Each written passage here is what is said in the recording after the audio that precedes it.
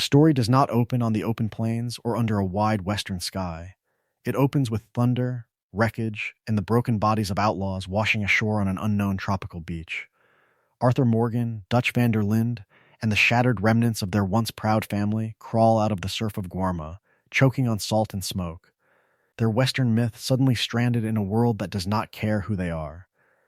This is the moment Red Dead stops being only a tale of the American frontier and reveals itself as a story of empire. Guarma is where dreams of freedom collide with the machinery of civilization, where loyalty curdles into paranoia, and where Dutch's philosophy of resistance finally meets a global reality that cannot be sweet-talked, shot, or robbed into submission.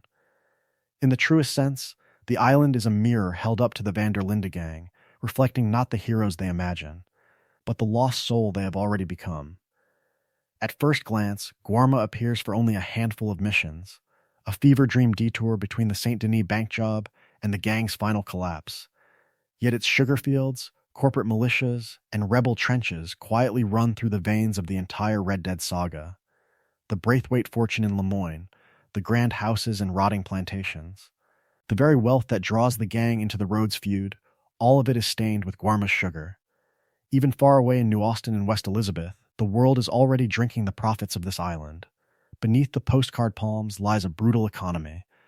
Alberto Fussar and the sugar barons rule Guarma as a private kingdom, guarded by company-backed gunmen who answer not to a crown or a constitution, but to contracts and shareholders.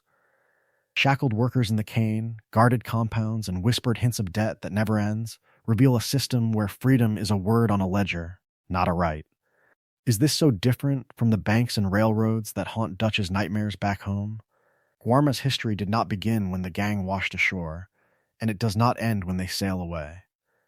From its humble beginnings as another Caribbean colony in the late 1800s, feeding Lemoyne's plantations and Braithwaite coffers, the island becomes the living embodiment of a changing world.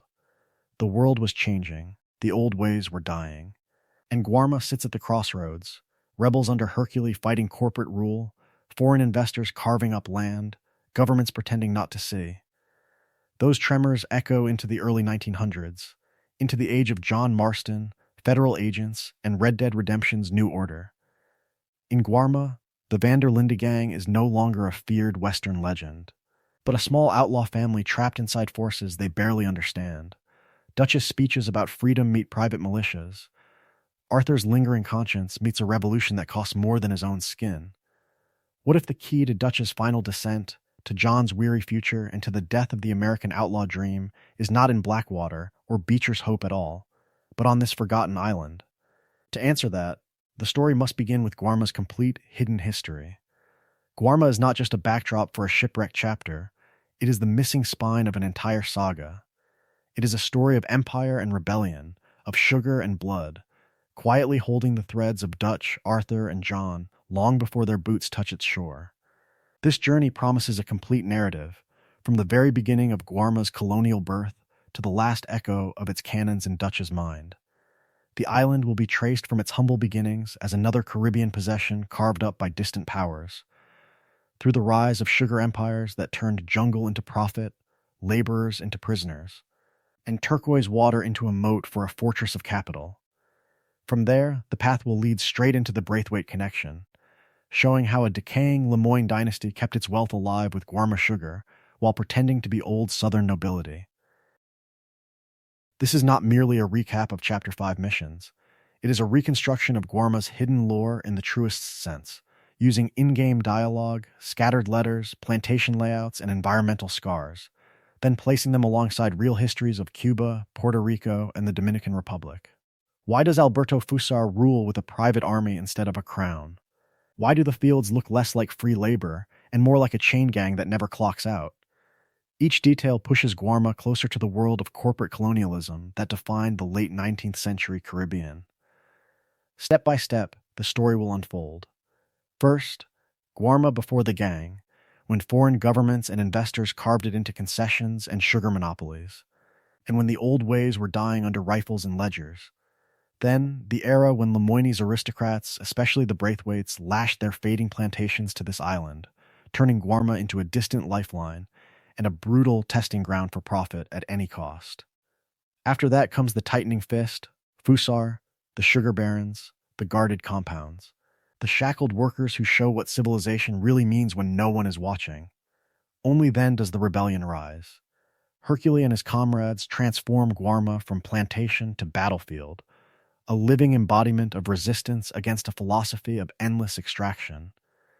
Their last stand collides, almost mockingly, with a stranded outlaw family that cannot even control its own camp, let alone a revolution.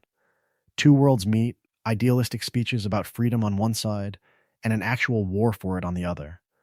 Across this path, Guarma will be followed as it rewrites Dutch's collapse into paranoia, sharpens Arthur's illness into painful clarity, and pushes John toward the weary survivor seen in the first Red Dead Redemption. Every cannon blast, every failed escape, every betrayal on that island deepens the sense that the world was changing, and that the outlaw dream had already died offshore. From here, the story turns to Guarma's origin, to the moment it ceased to be a nameless rock and became a battlefield long before a single van der Linde set foot on its sand. Guarma's tragedy does not begin with a shipwrecked gang or a failed escape. It begins with the land itself, an island of jagged volcanic cliffs, choking jungles, and low green valleys. It was the living embodiment of everything empire desired: defensible coasts, deep natural harbors, and soil so rich that cane would grow almost faster than men could cut it. Moist trade winds rolled in from the Atlantic, trapping heat and rain over the interior. Rivers cut down from the high crater ridges, spilling into marshy flats where the earth stayed damp even in the dry months. In the age of wooden hulls and black powder, that combination meant one thing: sugar. From the very beginning, Guarma was less a home than a resource chart waiting to be claimed. Across the Caribbean, islands followed the same pattern. Cuba, Puerto Rico, the Dominican Republic each became a story of soil and steel, of cane fields guarded by rifles and contracts stamped in distant capitals. Foreign flags changed, but the philosophy did not. European crowns and American companies saw these lands not as communities, but as engines, feeding a world that had developed an insatiable sweet tooth. Guarma simply joined the line, another nameless rock turned into a ledger entry. Investors arrived with surveyors and soldiers, carving the jungle into neat rectangles from the safety of shaded verandas. Forests were burned, villages pushed back, and the interior was divided into plantations that ran from hillside to shore. On paper, Guarma remained the territory of some distant government. In practice, it became a company island, a place where the law answered to whoever owned the mills and paid the militia. Sugar in this world was oil before oil, a commodity that powered empires, financed wars, and justified cruelty on an industrial scale. Every barrel of molasses, every crate of refined white crystals, was another drop of fuel for a civilization that claimed to be enlightened while it chained men in fields. To keep the mills turning, labor had to be cheap, controllable, and expendable. So the island filled with coerced hands, former slaves trapped in debt, prisoners in all but name. Migrants whose dreams of freedom ended at the plantation gate. Men like Alberto Fussar did not create that system, they inherited it and perfected it. Backed by foreign capital, protected by private gunmen, Fussar turned Guarma into a fortress of profit, where rebellion was answered with firing squads and the jungle itself became a hunting ground for runaways. In the truest sense, this was already a prison long before Dutch ever washed ashore. The irony is brutal. While one American outlaw preached freedom in the West, an American family in Lemoyne quietly cashed Guarma's sugar checks, growing fat on an island they would never see.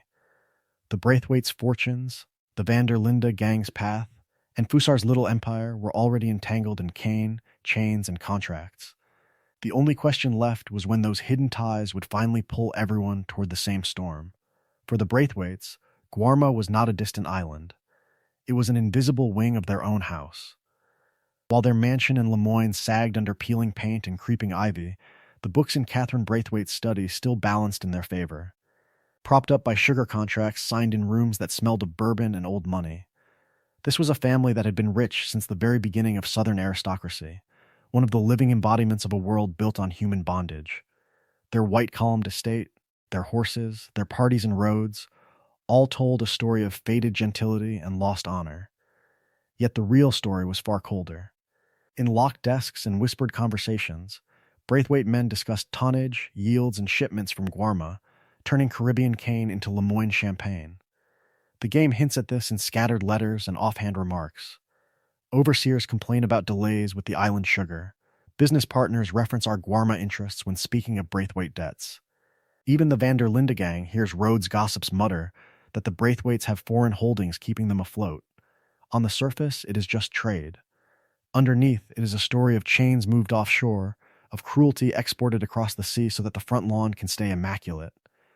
In the truest sense, Guarma becomes an extension of Scarlet Meadows. Slavery is officially dead in the United States. The old ways were dying in law and in name, but the philosophy behind them survives in contracts and company charters. On Guarma, shackled workers stagger through cane fields under armed guard. Debt peonage replaces the auction block. Wages are promised, then eaten by invented fees. A man can be technically free and yet never leave. What is that, if not the same system in a new uniform? The contrast is deliberate and cruel. In Lemoyne, the Braithwaite porch is framed by white pillars, manicured hedges, and the soft glow of evening lanterns. Inside, Catherine sips fine liquor, clinging to dreams of family prestige and southern civilization. Far away, under a different sun, Guarma's fields burn with heat and gunpowder, as Fussar's men patrol rows of cane that ultimately sweeten Braithwaite tables. One world speaks of honor and tradition, the other screams in Spanish and Creole behind warehouse doors. From its humble beginnings as a colonial outpost, Guarma has always been tied to men and women who never see its shores. That is the irony. The Braithwaites mourn the loss of an old order in Lemoyne while quietly paying to preserve it overseas. Their loyalty is not to land or to people, but to a balance sheet. So when the van der Linde gang rides through the night and sets the Braithwaite empire ablaze, they are not just ending a family feud. They are kicking out one leg of a trans-Caribbean table. The mansion falls, the contracts wobble, and somewhere in Guarma's humid dark, an investor panics. The world was changing, and in that shift, the same network the Braithwaites helped build will soon reach out, drag Dutch's gang across the ocean, and drown their outlaw dreams in someone else's war. That someone else's war has a name, and on Guarma, that name is Alberto Fussar. He is not just a local tyrant with a taste for uniforms and parades.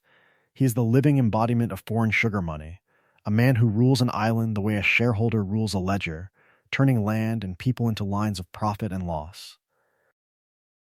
From its humble beginnings as a colonial outpost, Guarma has been carved up by contracts and concessions, but under Fussar it becomes something new.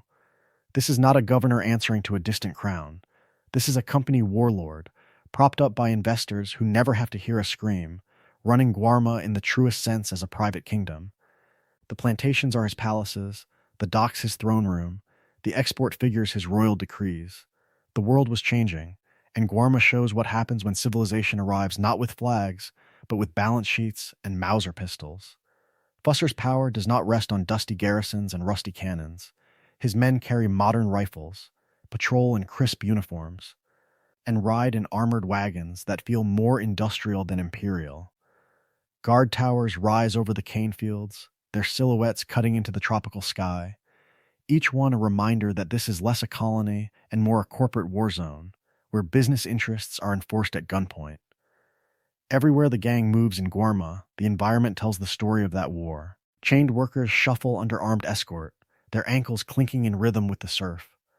Narrow jungle paths suddenly dead-end at fences and warning signs, off-limits areas that exist not to protect civilians, but to hide the machinery of forced labor. The great house where Fussar holds court is ringed with searchlights and firing lines, a mansion redesigned as a fortress, built on fear and molasses. This is a story of loyalty and betrayal, of dreams and delusions, but here the family is an island held hostage. Fussar's philosophy is simple. Keep the sugar moving, keep the rebels bleeding. His regime depends on a delicate balance, stable enough that ships can load at the docks, unstable enough that no organized resistance can threaten the contracts. Too much chaos and investors get nervous. Too much mercy and the workers remember the old ways were dying and decide to finish the job. Yet that balance is already slipping. Hercules rebels gather in the hills, sabotaging shipments and ambushing patrols. Foreign governments look the other way as long as the profits flow, but the cracks are there. How long can one man pretend to control an entire world built on powder and profit?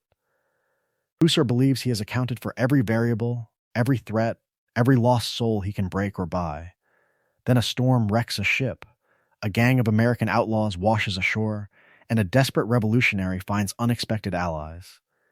In that moment, the equation changes, and Guarma stops being just an island on a ledger and becomes the crossroads of everyone's fate. The storm delivers the outlaws, but Guarma already has its own answer to men like Fussar.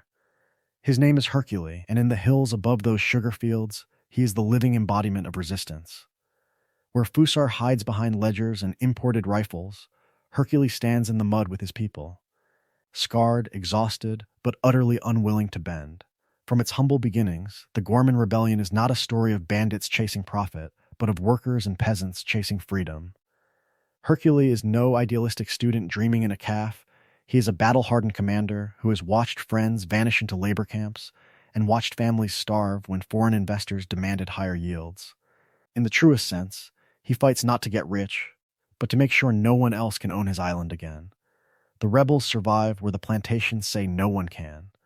Their world is the jungle, damp canvas tents hidden under broad leaves, cookfires kept low so smoke blends with morning mist, lookouts posted on ridgelines that Fussar's men barely know exist. They strike at night and at dawn, burning cane, sabotaging rail lines, ambushing convoys that haul shackled workers and crates of sugar toward the docks. Then they vanish, leaving only spent shells and a lingering fear. To keep that war going, Hercule leans on shadows across the sea. Smugglers bring crates of worn rifles and mismatched ammunition. Sympathetic captains slip extra barrels of powder into their holds. A few distant politicians offer quiet promises, provided the revolt embarrasses the right government at the right time. It is guerrilla warfare propped up by half-trusts and fragile favors. A rebellion forever one failed shipment away from collapse. When Hercule speaks, the jungle seems to fall silent. He talks of foreign investors who never set foot on Guarma, yet dictate who eats and who is beaten. He talks of governments that condemn slavery in speeches while protecting sugar contracts with gunboats. In his eyes, Guarma is not just an island, it is a pawn on a board spanning empires, a testing ground for the new civilization that is swallowing the century. The world was changing, and on Guarma the old ways were dying under the weight of corporate flags. Listen closely to his words, and an echo emerges. Hercule rages against a rigged system, against rich men who profit while poor men bleed. Dutch van der Linde has said almost the same thing on the plains of America, promising his family of outlaws that their crimes are a blow for freedom, not greed. Both men speak of loyalty, of dreams of a place beyond the reach of law and ledger. But one is rooted in a people's survival, the other is drifting toward delusions. Soon, these two philosophies will share the same battlefield, a genuine revolutionary and an outlaw prophet in decline, standing amid the same gunsmoke, needing each other for very different reasons. When Hercule finally meets Dutch, whose story will Guarma truly belong to? The answer comes in a way no one expects. The Western simply stops. One moment, the gang is riding through the marshes of Lemoyne, dodging Pinkertons and dreaming of one last score. The next, the screen is filled with wreckage, thunder, and a coastline that does not belong to the American frontier. The old ways were dying in the West, and suddenly the story is somewhere else entirely. This jarring lurch from Blackwater and Saint Denis to Guarma is not a mistake in tone. It is a pattern break. From its humble beginnings, Red Dead Redemption 2 has been a story of outlaws and railroads, of barrooms and cattle towns, of freedom slipping away under the weight of civilization. Guarma tears that frame apart. The camera pulls back, and the gang's troubles are revealed as only a thin strand in a far larger web of empire, extraction, and resistance. The aesthetics change first, almost violently. Gone are the dusty prairies and snow-choked passes. In their place, dense jungle that swallows sound, artillery forts carved into cliffs, and plantation houses ringed not by picket fences, but by riflemen. Tropical storms roll in off a black ocean, drenching the island in sheets of rain as machine guns chatter from balconies. This is no longer a romantic western frontier, this is a colonial war zone. Here, sugar is king, and men like Alberto Fussar rule in the truest sense through corporate militias and debt bondage. Shackled workers toil under the sun, guarded compounds hint at forced labor, and the polite drawing rooms of Saint Denis are revealed as the distant beneficiaries of this brutality. The Braithwaites do not just lose a son in a botched ransom. Their fortune is tied to these fields, these mills, this hidden battlefield. Into this world stumbled Dutch, Arthur, Javier, Bill, and the remnants of a shattered dream. They are used to being the center of the storm, the living embodiment of rebellion in their own minds. On Guarma, they are suddenly small. Strangers, powerless outsiders caught between Fussar's hired guns and Hercules' desperate rebels, they discover that their saga of loyalty and betrayal is only background noise to a much older conflict. The pattern interrupt is deliberate. By stripping away the familiar iconography of the West, the game forces Dutch and his men to stand next to real revolutionaries. Men fighting not for a bank haul, but for land, language, and survival. Who truly owns the word freedom here? Who is the lost soul, and who is the visionary? Guarma reframes the gang not as central protagonists of history, but as drifters who have wandered into someone else's war. And that is the point. This island is not a random detour. It is where two long-running stories collide. The next step is to trace those stories back to their source, long before the wrecked ship ever washed ashore. Those stories collide in Saint Denis, under gaslight and gunfire. The Guarma chapter does not begin on a beach, it begins in a marble bank where Dutch finally reaches too far. The Saint Denis job is Dutch's grand answer to failure, the latest promise that one last score will save the family and restore the gang's freedom. Hosea plays decoy outside, spinning an old con, while Dutch, Arthur, Lenny, and the others storm the vault, confident, rehearsed, almost professional. For a moment, it feels controlled. Then the doors open, and civilization answers back. Milton and the Pinkertons are waiting, rifles leveled, warrants in hand, the living embodiment of the world Dutch has been denying since the very beginning. Hosea is executed in the street, Lenny is gunned down on a rooftop, and the heist dissolves into chaos. The gang flees through alleys and over tram tracks, shedding blood and illusions with every step. This is a story of loyalty and betrayal, of dreams and delusions, crashing into the cold machinery of a modern city. Cornered at the docks, with Pinkertons closing in and no horses to carry them west, Dutch seizes the only escape in sight, a ship he barely understands, moored in the harbor, crew shouting in Spanish, cargo already loaded. That ship is not random. It is a floating artery in the Trans-Caribbean trade network, a vessel that exists to move sugar, capital, and control between Guarma and investors in places exactly like Saint Denis. Its holds likely carry processed sugar, molasses, or the ledgers and letters that keep Alberto Fussar's empire humming. The same economy that enriched the Braithwaites and financed their decaying plantation now provides the gang's last lifeline. In the truest sense, Dutch is climbing aboard the very system he claims to be fighting. They do not board as honored passengers.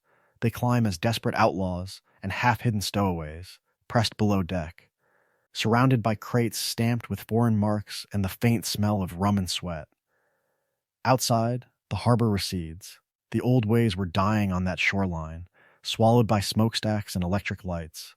Inside, the gang huddles in darkness, listening to the creak of timber and the distant rumble of thunder, unaware that this voyage will rip them out of their mythic West and drop them into a global story of empire. The storm comes hard. Rain lashes the deck, waves rise like walls, and the ship is thrown about as if the sea itself has decided this philosophy of freedom has run its course. Lightning turns faces into brief, terrified portraits, Arthur gripping a rail, Dutch staring into the black horizon, Micah half smirking, half afraid. Each flash reveals them smaller, more fragile, less in control than ever before. How much of Dutch's confidence survives when the sky itself is against him? In that tempest, the gang's world is literally torn apart. The masts crack, cargo bursts free, and the hull groans under the weight of water and wind.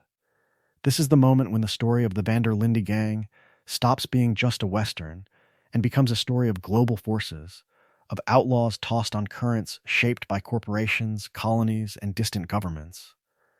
The sea does what the Pinkertons could not. It strips away their sense of centrality. The wreck is brutal and unceremonious. Splintered wood litters the surf, bodies roll in the foam, and the once-proud vessel lies broken on unseen rocks. Morning comes slowly. Arthur wakes alone on a foreign beach, coughing up salt and sand, an outlaw washed up in the heart of a corporate war he never chose. Behind him, jungle, ahead, gunfire and smoke from Guarma's plantations. The next chapter will show how this island, built on sugar and suffering, reshapes Dutch's delusions and seals the gang's fate.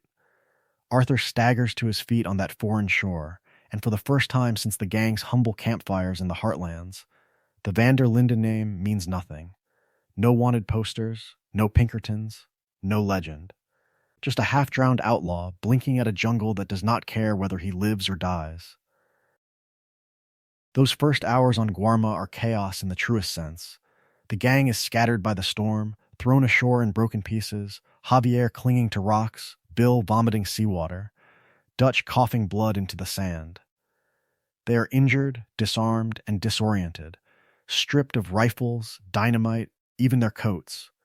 The thick, humid air turns every breath into labor, and the jungle swallows their shouts. All their hard-earned knowledge of the American frontier, from its humble beginnings in snowbound Coulter to the swamps of Lemoyne, suddenly counts for nothing against poisonous plants, unseen insects, and twisting paths that lead nowhere. Their usual tools of survival vanish almost overnight. There are no horses to outrun trouble, no familiar revolvers at their hips, no friendly barkeeps or secret allies to lean on. The gang that once rode through Valentine and Saint Denis as the living embodiment of outlaw confidence now trudges on foot, half-starved, listening to strange birds and distant, unfamiliar accents. Language itself becomes an enemy. Dutch's grand speeches mean little when the locals cannot understand him, and when every plea for water or medicine risks exposing them to men with guns. Disease hangs in the air, hinted at in fevers and coughs, a quieter threat than bullets but just as lethal. In America, the gang was hunted. Here, they are irrelevant. That is the cruel irony of Guarma. The Pinkertons and the U.S. government do not reach this far. The gang's long story of robberies, betrayals, and dreams means nothing to Alberto Fussar or his overseers. To the island's sugar barons, these strangers are just more bodies to exploit or discard. Another set of hands for the fields, or another line in a mass grave. The world was changing, but on Guarma the old ways were dying in a different register, not the closing of the frontier, but the tightening grip of corporate empire. For Dutch, this is the first true taste of powerlessness. His philosophy had always balanced between freedom and civilization, between rebellion and survival. Here, that balance shatters. He cannot bargain with Pinkertons, cannot rally familiar outlaws, cannot even trust the jungle under his boots. Control slips through his fingers, and that feeling will follow him back to America, feeding the paranoia that turns every ally into a suspected traitor, every setback into proof of cosmic betrayal. The illusion finally breaks when they push inland and glimpse Guarma's true nature. Armed patrols march the roads, rifles gleaming in the sun. Chained workers bend under the weight of sugarcane, watched by men in foreign uniforms. Somewhere beyond the trees, gunfire cracks and echoes, a reminder that a hidden war is already in progress. The gang has not just washed up on a beach, they have walked into the heart of someone else's revolution. And the next encounter will show just how little their legend matters here. The first real glimpse of Guarma's truth comes not in a speech, but in a landscape. The gang pushes inland and the jungle thins, peeling back to reveal geometry, endless rows of sugarcane, marching in straight lines toward the horizon. The sea breeze is gone. In its place hangs a heavy, sticky heat, thick with ash from chimneys that never stop. This is not paradise. This is a machine. Overseers ride slowly along the rows, silhouettes on horseback against the glare, rifles slung with the ease of habit. Below them, workers move in a broken rhythm, bent double, hacking at cane that cuts their hands and shreds their clothes. Every so often, a whistle shrieks from the distant processing mill, and a fresh plume of smoke coils into the sky. The plantation is the living embodiment of order enforced by fear, of profit carved directly out of human backs. The closer the gang gets, the more the environment itself begins to speak. Iron shackles hang from posts near the fields, some rusted, some disturbingly fresh. A whipping frame stands just off the main path, weathered by sun and rain, yet clearly still in use.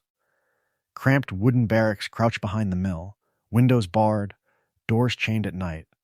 Guard towers watch over storehouses filled with sugar, rum, and rifles, protected more carefully than the people who harvest them. No one calls this slavery. Everything about it says that word without daring to speak it. On paper, these workers are employees. In practice, they are prisoners of a philosophy that treats debt as a shackle. Wages are paid in company scrip, redeemable only at plantation stores where prices are quietly inflated beyond reason. A man buys food for his family, medicine for a sick child, maybe a scrap of clothing, and discovers that he somehow owes more than he earned. The next month, the debt grows. The overseer smiles, the ledger closes, and the gates stay locked. Try to run, and Fussar's soldiers make an example of the attempt. This is a story of freedom promised and freedom denied, of contracts turned into chains.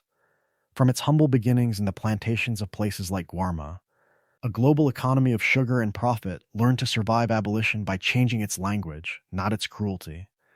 The world was changing, the old ways were dying, but the money had to keep flowing. When slavery ends in law, debt peonage rises in practice. For Arthur, Dutch, and the others, the shock is not just the brutality, but the familiarity. The Braithwaites back in Lemoyne grew rich on Guarma sugar. Their ruined mansion and these burning fields are two sides of the same coin. This island is not an aberration. It is the logical continuation of plantation economics after the chains were supposedly broken.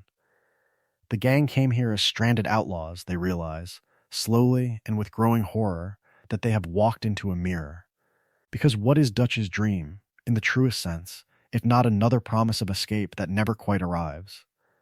Here, under Fussar's watchful eye, the workers chase a freedom forever postponed by invented debts. Back in America, Dutch has led his family in circles, forever one last job away from paradise. The parallel is not subtle, it is suffocating. In the shadow of the cane, Dutch's grand speeches about civilization and corruption begin to sound strangely close to the plantation owner's justifications about order and necessity. Arthur watches the guards, the ledgers, the locked doors, and senses that the gang's own dreams and delusions are being reflected back at them. This is not just a foreign island, it is the world that made them outlaws, stripped of pretense and shown in its raw colonial form. And as gunfire cracks in the distance and the rebels move in the hills, a deeper question settles over the camp. In a place built on this much betrayal, whose side can they truly claim to be on? That question is answered in gunfire. When Fussar's patrol finally catches the gang in the jungle, there is no speech about philosophy, no time to argue about freedom or civilization. Arthur, Dutch, Javier, and the others are dragged through the mud to a clearing, lined up in front of a shallow trench that has already seen too many bodies. The officer reads a sentence they barely understand. The rifles are leveled. This, in the truest sense, is how empires speak. The volley never lands. The first shot comes not from the firing squad, but from the tree line. A rebel round tears through an officer's chest, and the clearing erupts into chaos. Guerrillas in tattered uniforms pour from the brush, shouting in Spanish and Creole, trading ancient Mausers and battered shotguns against Fussar's polished rifles. It is a story of order shattered in a heartbeat, of power exposed as fragile once someone dares to shoot back. Arthur tackles a guard, Dutch dives for a fallen carbine, and for a few frantic seconds nobody knows who is on whose side. Then, a voice cuts through the smoke and shouting, commanding, practiced, used to being ignored by men with money and guns.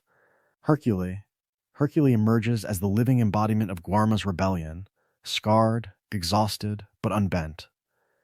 He barks at his men to hold fire as he stalks toward the freed prisoners, eyes flicking over Dutch and Arthur with a soldier's suspicion. The language barrier is immediate and heavy. Half his words are lost, half theirs are mangled, and every sentence feels one misunderstanding away from another execution. Dutch pushes through it. From the very beginning of his outlaw career, he has believed that words can reshape the world, and here, on a foreign island he barely comprehends, that belief flares again. He gestures toward the dead militia, spits out Fussar's name, and frames the gang as fellow enemies of the same tyrant. To Hercule, he sells a familiar vision, men standing against a rigged system. A family forged in struggle, dreams of freedom against corporate sugar barons and their pet dictator.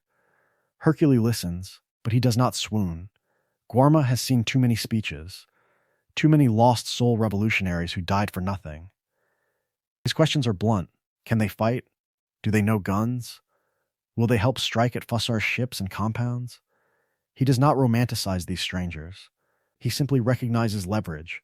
They want passage off the island. He needs bodies and nerve. So an uneasy alliance is born, not from shared ideals, but from intersecting desperation. Dutch hears revolution and imagines a stage for his philosophy, a chance to prove that from its humble beginnings, his gang was always part of some grand, global struggle. Hercule hears help and counts rifles. The irony is sharp. On Guarma, Dutch is not the author of the story, not the prophet of the old ways dying. He is a hired gun in someone else's war, stepping into a conflict that was burning long before he arrived and will keep burning long after he is gone. Guarma makes that point with gunfire. This is not the dusty frontier of lever-action rifles and six-shooters. This is an island bristling with the machinery of modern war. From the very beginning of Arthur's arrival, the contrast is brutal. Where American sheriffs ride in twos and threes, Fussar's men sit behind sandbags and steel, watching the jungle through the sights of imported cannons. Fussar's regime is the living embodiment of corporate fear. His outposts are crowned with artillery pieces that could flatten a homestead in a single volley, and his patrols carry bolt-action rifles and machine guns that feel more at home on a European battlefield than a Caribbean plantation. The old ways were dying, and on Guarma that death is measured in the rate of fire. Maxim guns chatter from concrete bunkers, chewing through palm trees and men with equal indifference, while searchlights and signal flares carve the night into zones of control. Arthur and Dutch step into this world as guests of Hercules' rebellion, and the missions that follow are a story of escalation. Skirmishes in the jungle give way to raids on supply depots, where the gang and the rebels blow powder stores and derail the flow of ammunition that keeps Fussar's empire alive. Even hardened outlaws, men who have stared down Posses and Pinkertons, find themselves stunned by the sheer volume of metal in the air. What is a revolver against a belt-fed gun? What is a dynamite charge against a fortified battery? The questions hang over every charge. The assault on the fort becomes the centerpiece of this new kind of war. Cannons roar from the walls, hurling shells that turn sand into shrapnel, while Maxim guns rake the beach and jungle edge, pinning rebels in the surf. Hercules' men rush forward under withering fire, their courage colliding with industrial firepower, as Arthur swings heavy guns toward the lighthouse and powder magazines, trying to tear the spine out of Fussar's defenses. It is not a duel, not a robbery, but in the truest sense an assault on the military backbone of a sugar empire. All of this hardware reveals who truly owns Guarma. This is not a national army defending a homeland, it is a privatized force, purchased by foreign investors and deployed to guard profit margins. The uniforms answer to ledgers, not flags. Every cannon on the cliff is another line item in a distant account book, proof that civilization now wages war to protect capital as much as territory. For Dutch, this is the first time the enemy is not a single lawman or a rival gang, but an economic system with its own army. Faced with that reality, he does not bend. He doubles down on his myths of freedom and destiny, insisting the world was changing in ways only he can see. And when Guarma finally spits him back toward America, he carries that delusion home, ready to turn it on his own family next. Guarma feels, at first glance, like a detour. But pause the gunfire for a moment, and it becomes a mirror held up to Dutch's philosophy, exposing the cracks that have been there from the very beginning. On this island, Dutch talks as if he has finally found his grand cause. He rails against Alberto Fussar, against foreign investors, against a sugar empire built on shackled workers and guarded plantations. In his own telling, he is no longer just an outlaw on the run, he is the living embodiment of resistance, the champion of a people crushed under corporate power. Yet every plan, every speech, bends back toward the same destination: escape. Freedom, in the truest sense, still means getting his own family off this rock, not securing the island's future. That is where Hercule quietly exposes him. Hercule speaks of overthrowing Fussar, of arming the workers, of what Guarma will be when the company militias are gone. His goals are specific, rooted in the soil and the sugar fields. Dutch's are drifting, grand, almost theatrical.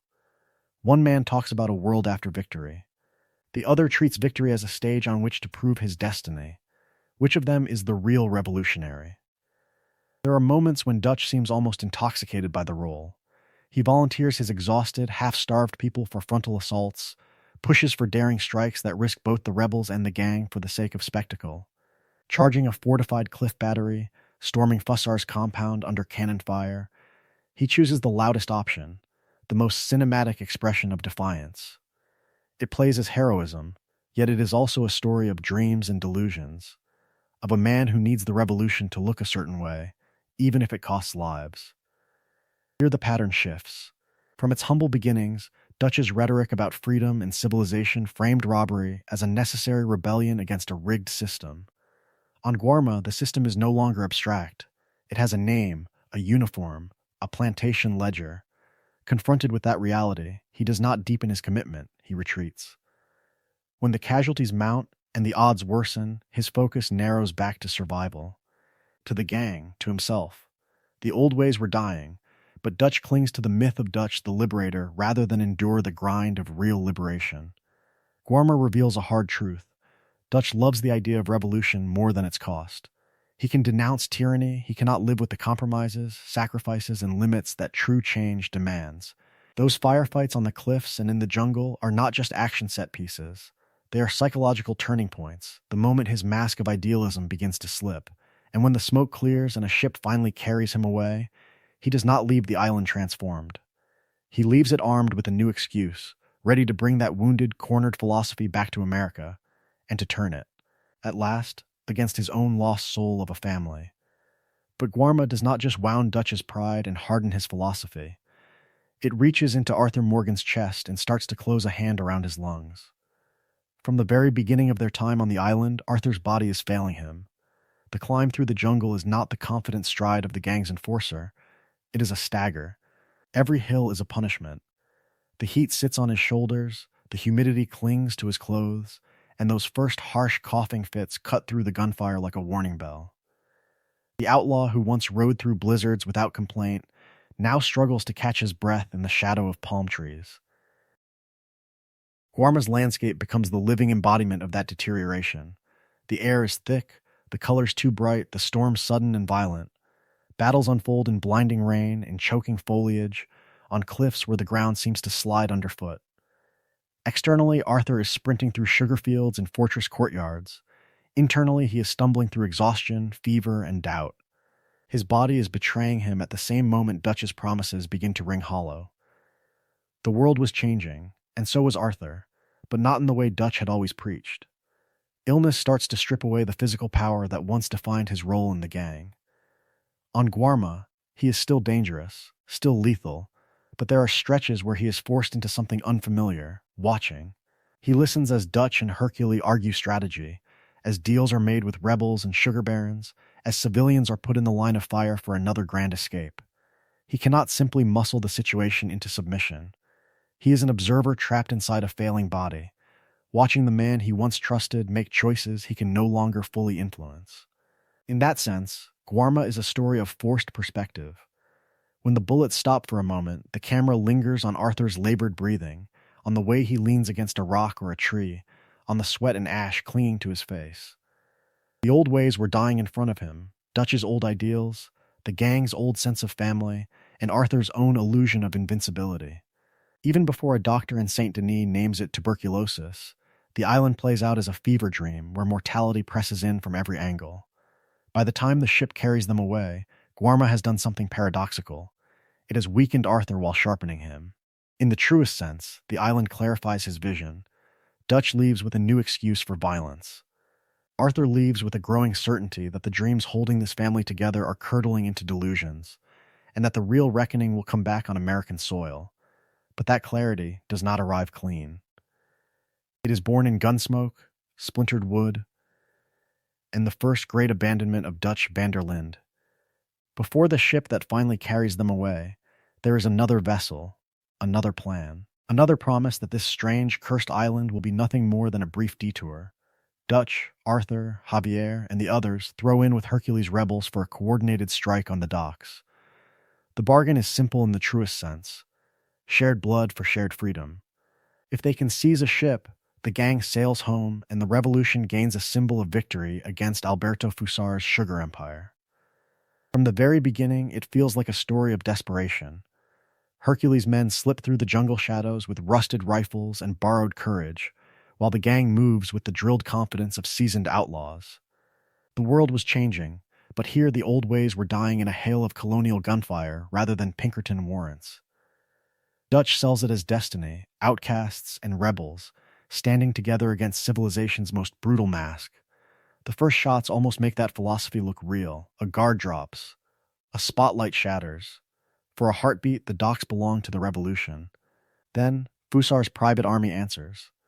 Searchlights flare back to life, machine guns rake the pier, and the air fills with the sickening crack of bullets hitting flesh. Rebels who dreamed of a free Guarma crumple on the planks, tumbling into black water churned red. The coordinated push dissolves into chaos as shouted orders vanish under the roar of gunfire and the scream of burning sugar stores. In that chaos, Dutch faces a choice that defines this moment and foreshadows everything to come. A rebel fighter, one of Hercules' most loyal men, is pinned down near the gang's path to the ship, wounded and exposed. Arthur moves to cover him, hesitating for the barest second, expecting Dutch to commit, to extend the family he always preached about. Dutch calculates instead. He sees the ship, the gang, the narrowing window. He barks for Arthur to fall back, to leave the man where he lies. Freedom for some, death for others. Arthur obeys, because tactically, Dutch is not wrong. To stay is suicide. To retreat is survival. Yet something fundamental shifts as that rebel's body jerks under another volley and then goes still.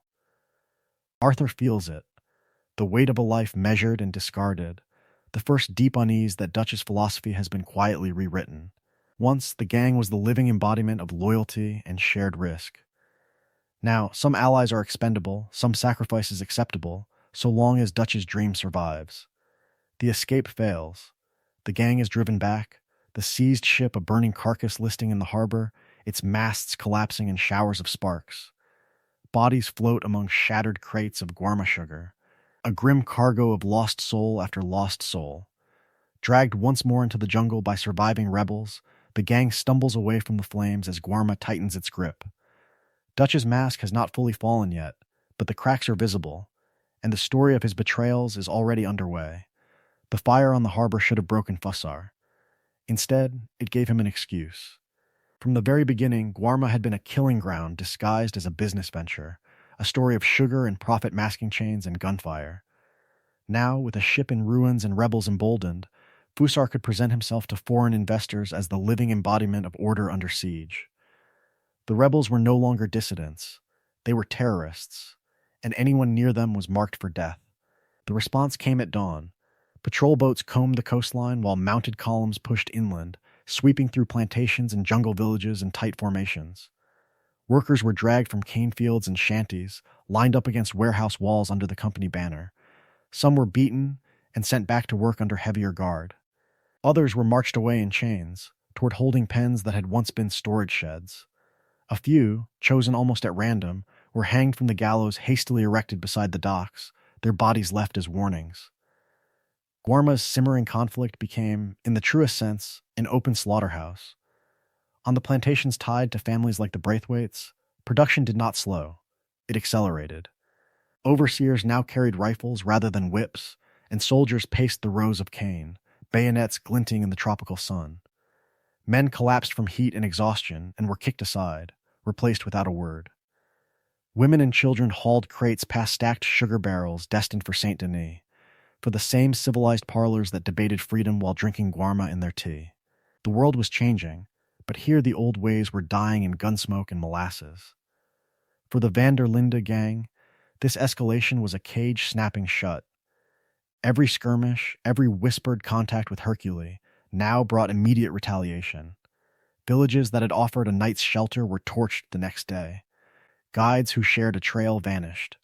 Their homes surrounded by soldiers asking the same questions. Where were the Americans? Where were the rebels? Where was Hercules? Safe routes through the jungle disappeared beneath patrol schedules and watchtowers.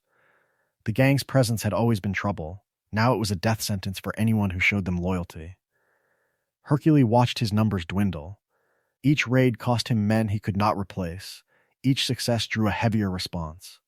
His philosophy of patient, grinding resistance clashed with Dutch's hunger for a single grand escape, a final gesture that would justify every loss. Was this still a fight for Guarma's freedom, or just a backdrop for one outlaw's dreams and delusions? Hercules saw his people starving, executed, disappeared into company prisons, while Dutch paced and plotted, fixated on ships, tides, and timing. The island itself seemed to close in. Jungle paths led to checkpoints, beaches to searchlights, hillsides to artillery nests guarding the harbor. From its humble beginnings as a distant waypoint in the gang's flight from Blackwater, Guarma now felt inescapable, a small world with no horizon. Every path out was paved in other people's blood. And as Dutch stared toward the sea, already imagining the next chapter, the question hung over the smoke and sugar haze. How many more would have to die for one man to leave? The answer was coming, carried on the tide. The tide brought an answer, but first it brought a revelation. Guarma was not another frontier. It was the anti-frontier, the living embodiment of everything Dutch had been running from since the very beginning. In America, the gang moved through a world that pretended to be open. Coulter's blizzards, the rolling fields of Horseshoe Overlook, the swamps of Shady Bell, the caves of Beaver Hollow. Each new camp promised another chance, another horizon, another state where the law had not yet caught up. The map stretched outward, teasing freedom. Even as the Pinkertons closed in, the land itself whispered that there was always somewhere else to go. Guarma tears that illusion apart. The island is beautiful, but it is small, mission-locked, and tightly controlled. There is no wandering off to hunt, no idle rides into the sunset, no from its humble beginning sense of discovery. Every path is channeled through sugar fields and gun barrels. The player is fenced in, and so are the gang. This is not a story of roaming outlaws testing their luck against a vast continent. This is a story of captives moving through a corporate killing ground.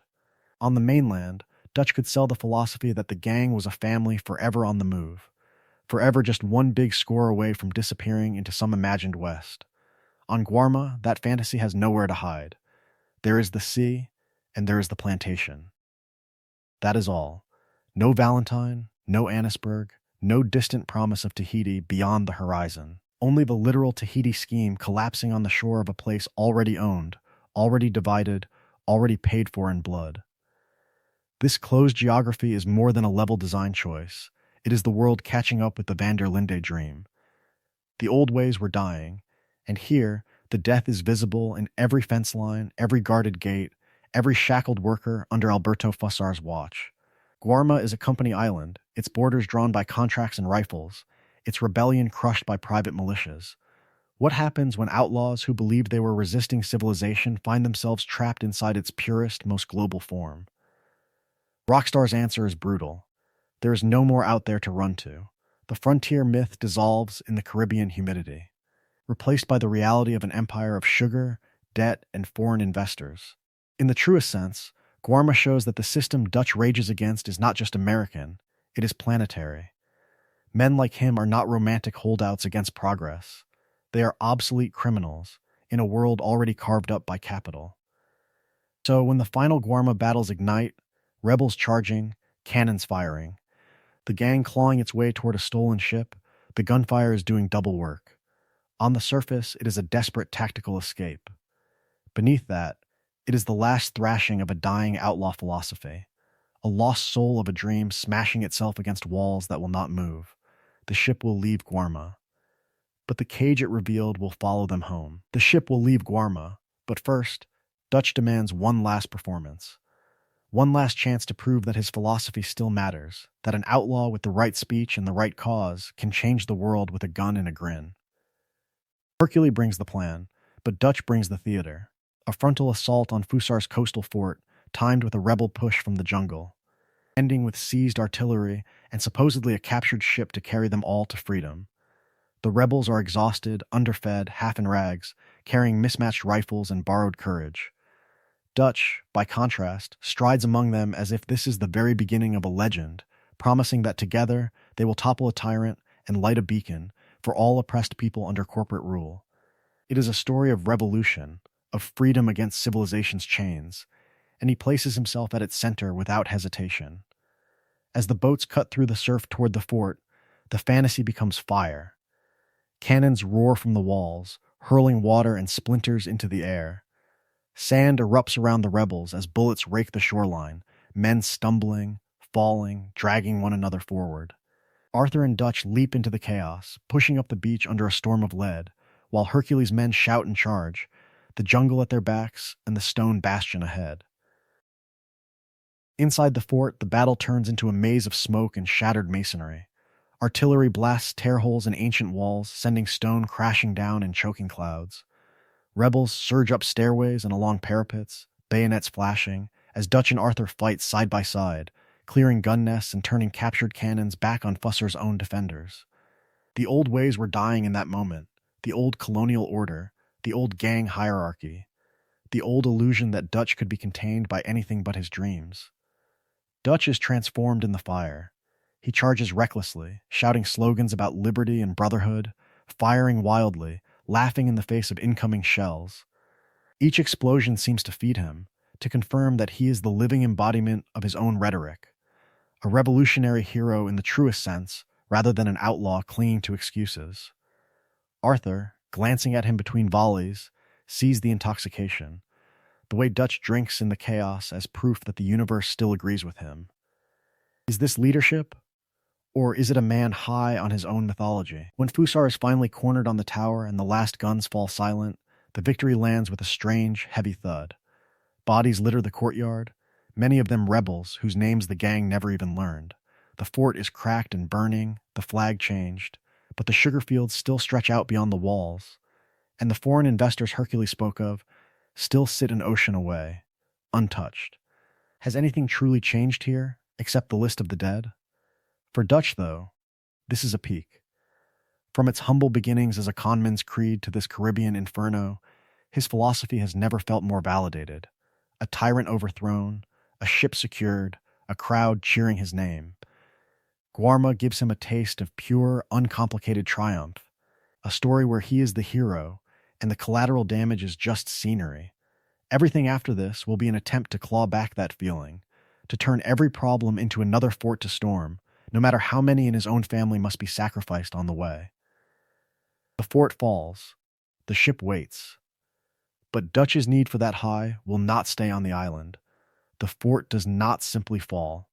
It peels apart, brick by brick, under cannon fire and collapsing confidence, until all that remains is a single high platform where Alberto Fussar makes his last stand. Smoke rolls through the tropical heat, rebels shout in Creole and Spanish, and above it all stands the man who thought Guarma was his private kingdom, still convinced that money and foreign contracts can stop a bullet. Cornered on the tower, Fussar is the living embodiment of the world that built Guarma. Tailored white suit stained with dust, gold glinting at his cuffs, an officer's pistol in his hand, but accountant's numbers in his head. Even as the walls shake, he rages about investors, about governments, about how none of this will be allowed to stand. In his mind, the old ways were dying, but only to make way for a cleaner, more efficient cruelty, enforced not by flags, but by ledgers. The confrontation is brief, almost brutally so. Arthur and the rebels pin him down, trading fire across shattered stone, while Dutch turns the chaos into theater, barking orders and demanding one last glorious push. A well-placed shot, or a lucky explosion from the gunboat shells, finally tears through Fussar's defiance. His body jerks, staggers, and then disappears into the smoke and empty air below. For a heartbeat, the fort goes quiet. On paper, it is everything a story of revolution promises. The tyrant is dead, the flag of his regime is burning, and the men who bled to reach this point stand under a free sky. Yet the moment lands strangely hollow. There is catharsis, but no true victory. How could there be when the man who falls is only a local manager for a global machine? Fussar is less a king than a foreman, a functionary of corporate sugar, foreign investment, and complicit governments that will simply appoint another overseer when the smoke clears. Hercule understands this in the truest sense. His grim smile as the fort is secured is not the smile of a man who believes the war is over. It is the tight, exhausted expression of someone who knows that the real campaign begins after the cheering stops, rebuilding shattered villages, securing arms and allies. Fending off the next would be Fussar, sent by distant men who never set foot on Guarma. What is one dead despot against contracts signed in St. Denis and Havana? For the van der Linde gang, the meaning is even more fleeting. The fall of Fussar is not a new dawn, it is a ticket. With the fort taken, a ship can finally be seized, a path carved back toward the mainland and the unfinished story waiting there. Their dreams of freedom are not tied to Guarma's future, only to escape. So the gang boards the vessel under a bruised sky, leaving behind an island whose fate remains uncertain, an unfinished revolution hanging in the humid air. Guarma fades on the horizon, but its lesson does not, because the next shore they reach will prove that killing one man never stops a system, and that Dutch has brought Guarma's ghosts home with him. They leave Guarma the way the gang will leave almost everything from this point on, not in triumph, but in fragments. The ship that carries them away is no grand escape vessel, just a tired hull creaking under the weight of exhausted men, wounded rebels, and a revolution that has already cost too much. Boarding is slow, halting, almost ceremonial. Arthur, Javier, and the others move with the stiffness of men who have slept in mud and bled in someone else's war. Rebels lean on rifles as crutches, bandages already brown in the humid air, pressing rough hands into the outlaw's shoulders in farewell. Hercules stands a little apart on the shore, the living embodiment of Guarma's defiance. Watching these foreign outlaws sail away from a story of exile and uprising that will continue without them, there is no victory speech, no flag raised, only a final exchange of nods, of gratitude and regret, before the gang steps onto the deck and into the next act of their own tragedy. For Arthur, the motion of the ship is both mercy and accusation. Relief comes first, a physical loosening in his chest as the jungle recedes and the guns on the cliffs fall silent. But every wave that carries them toward America also feels like a shovelful of dirt over the bodies left behind. He has seen workers in chains, rebels gunned down on sugar fields, and a dictator backed by distant investors who will never smell Guarma's smoke. What haunts him even more is Dutch. On this island, Dutch executed a man begging for peace, abandoned allies the moment they stopped being useful, and spoke about freedom while treating people as pieces on a board. Arthur senses it in the way Dutch stares at the horizon. Something fundamental has shifted, in the truest sense, and it will not shift back. When the gang finally reaches familiar shores, Dutch does what he has always done. He turns Guarma into a parable that serves his philosophy. To the camp, Guarma becomes another chapter in a long book of persecution, another betrayal by governments, corporations, and systems that crush the idealistic and reward the cruel. The sugar barons, the foreign capital, the corrupt soldiers, all of it is folded into his growing hatred of civilization itself. What Guarma does not become, at least in Dutch's telling, is a mirror. It is never proof that his own choices are starting to resemble the very tyrants he claims to oppose. In a matter of days, the island compresses the gang's entire arc. Exile, revolution, mass death, and a hollow, almost accidental victory play out in fast forward, taking the long, slow corrosion that began from its humble beginnings and boiling it down to a single fever dream. Dutch's paranoia deepens, his cruelty sharpens, and every setback now feels to him not as misfortune, but as cosmic betrayal. The old ways were dying, and instead of adapting, he chooses to double down. So the ship cuts through the water, carrying the outlaws home, but Guarma does not move. It remains fixed on the map, a tropical scar in the Caribbean and in Dutch's mind. From this point on, every campfire speech about freedom hums with the memory of those plantations. Every promise of family carries the shadow of those abandoned rebels. Guarma becomes the point where Dutch's myth cracked, where an aging outlaw decided he would never feel powerless again, even if that meant becoming the very monster he once swore to fight. Guarma does not stay in the Caribbean. It comes back with them. When the survivors wash up in Van Horn and stagger their way toward Beaver Hollow, the island is already lodged in Dutch's mind, reshaping every choice he makes in those final months. From the very beginning of their return, the difference is stark. Dutch had always kept secrets, always held the real plan close, but now the secrecy hardens into something colder. He disappears without explanation, whispers with Micah in the shadows, and treats questions from Arthur John, or even Hosea's memory as insults rather than concerns. The man who once preached family in the truest sense becomes a commander issuing orders to frighten subordinates. Guarma taught Dutch that grand gestures can drown out quiet failures. On the island, he abandons Hercules' men the moment the boat appears, leaving those rebels to die so that the gang might live. The lesson he takes is not humility, but spectacle, survived by doubling down, by making the next move bigger, louder, more terrifying. Back in America, that warped philosophy blossoms. He guns down Cornwall in broad daylight on the docks of Saint Denis, turning a business titan into a martyr and the gang into public enemies. He leaves John behind during the train firefight, not because it is necessary, but because John's wounded body has become, to Dutch, just another expendable ally, another Hercule. For Arthur, Guarma leaves a different mark. The sickness that had begun as a shadow becomes impossible to ignore after the island, the coughing fits and sudden weakness turning every ride, every robbery, into a reminder that his time is running out. Illness becomes the lens through which he re-examines Dutch's philosophy. If the world was changing, if the old ways were dying, what did Dutch's dream of freedom really amount to besides more bodies in the mud? His loyalty shifts from Dutch's rhetoric to the people in front of him: John, Abigail, Jack, the fragile hope of a quieter life beyond the gun. Dutch, meanwhile, draws the opposite conclusion from Guarma's plantations and private armies. The island proves to him that distant powers truly rule the world, that men like Fussar and Cornwall can buy governments, hire militias, and crush rebellion with a telegram. Instead of accepting his limits, he lets this knowledge curdle into pure paranoia. The Pinkertons become not just enemies, but faceless agents of an invisible empire. The United States becomes another Guarma in his mind, a plantation run from far-off boardrooms. Even his own gang begins to look, to him, like potential traitors on a rebel firing line. In that sense, Guarma is more than a detour, it is a story of contagion. Dutch brings back the island's cruelty, its spectacle, its fear of unseen masters, and spreads it through the camp until Beaver Hollow feels less like a hideout and more like a jungle fort about to fall. And this is only the beginning of Guarma's long tale. In the next section, the camera will pull back even further, tracing how those Caribbean sugar contracts helped topple the Braithwaites, how corporate power quietly replaced plantation aristocracy, and how the world John inherits in Red Dead Redemption is the living embodiment of everything Guarma warned about, and everything Dutch refused to understand. Guarma's influence does not end on its own shores. It reaches north, into the swamps of Lemoyne, and into the heart of a dying southern dynasty.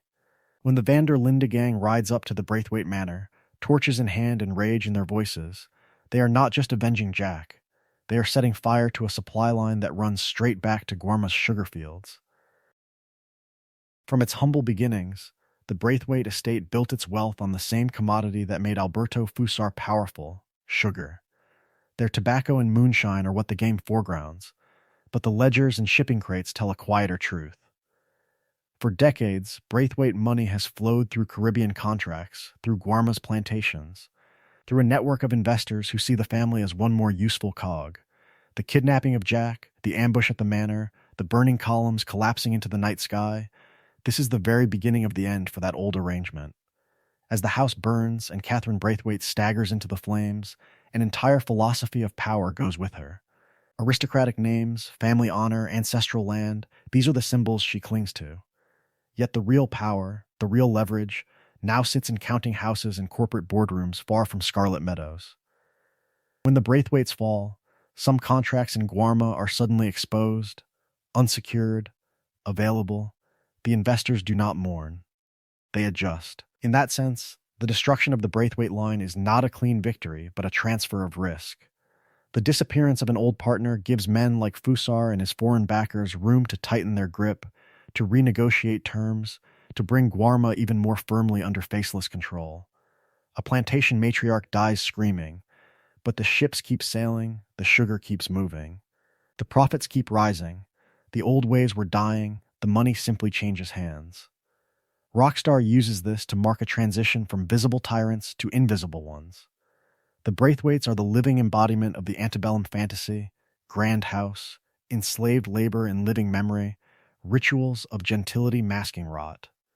When that fade is torched, what replaces it is colder. Corporations, anonymous trusts, distant shareholders. A story of loyalty and betrayal, of dreams and delusions, becomes a story of ledgers and contracts, of men who never touch the blood they spill. Is it any wonder the world was changing faster than Dutch could understand? This is where the Pinkertons and men like Leviticus Cornwall step fully into frame.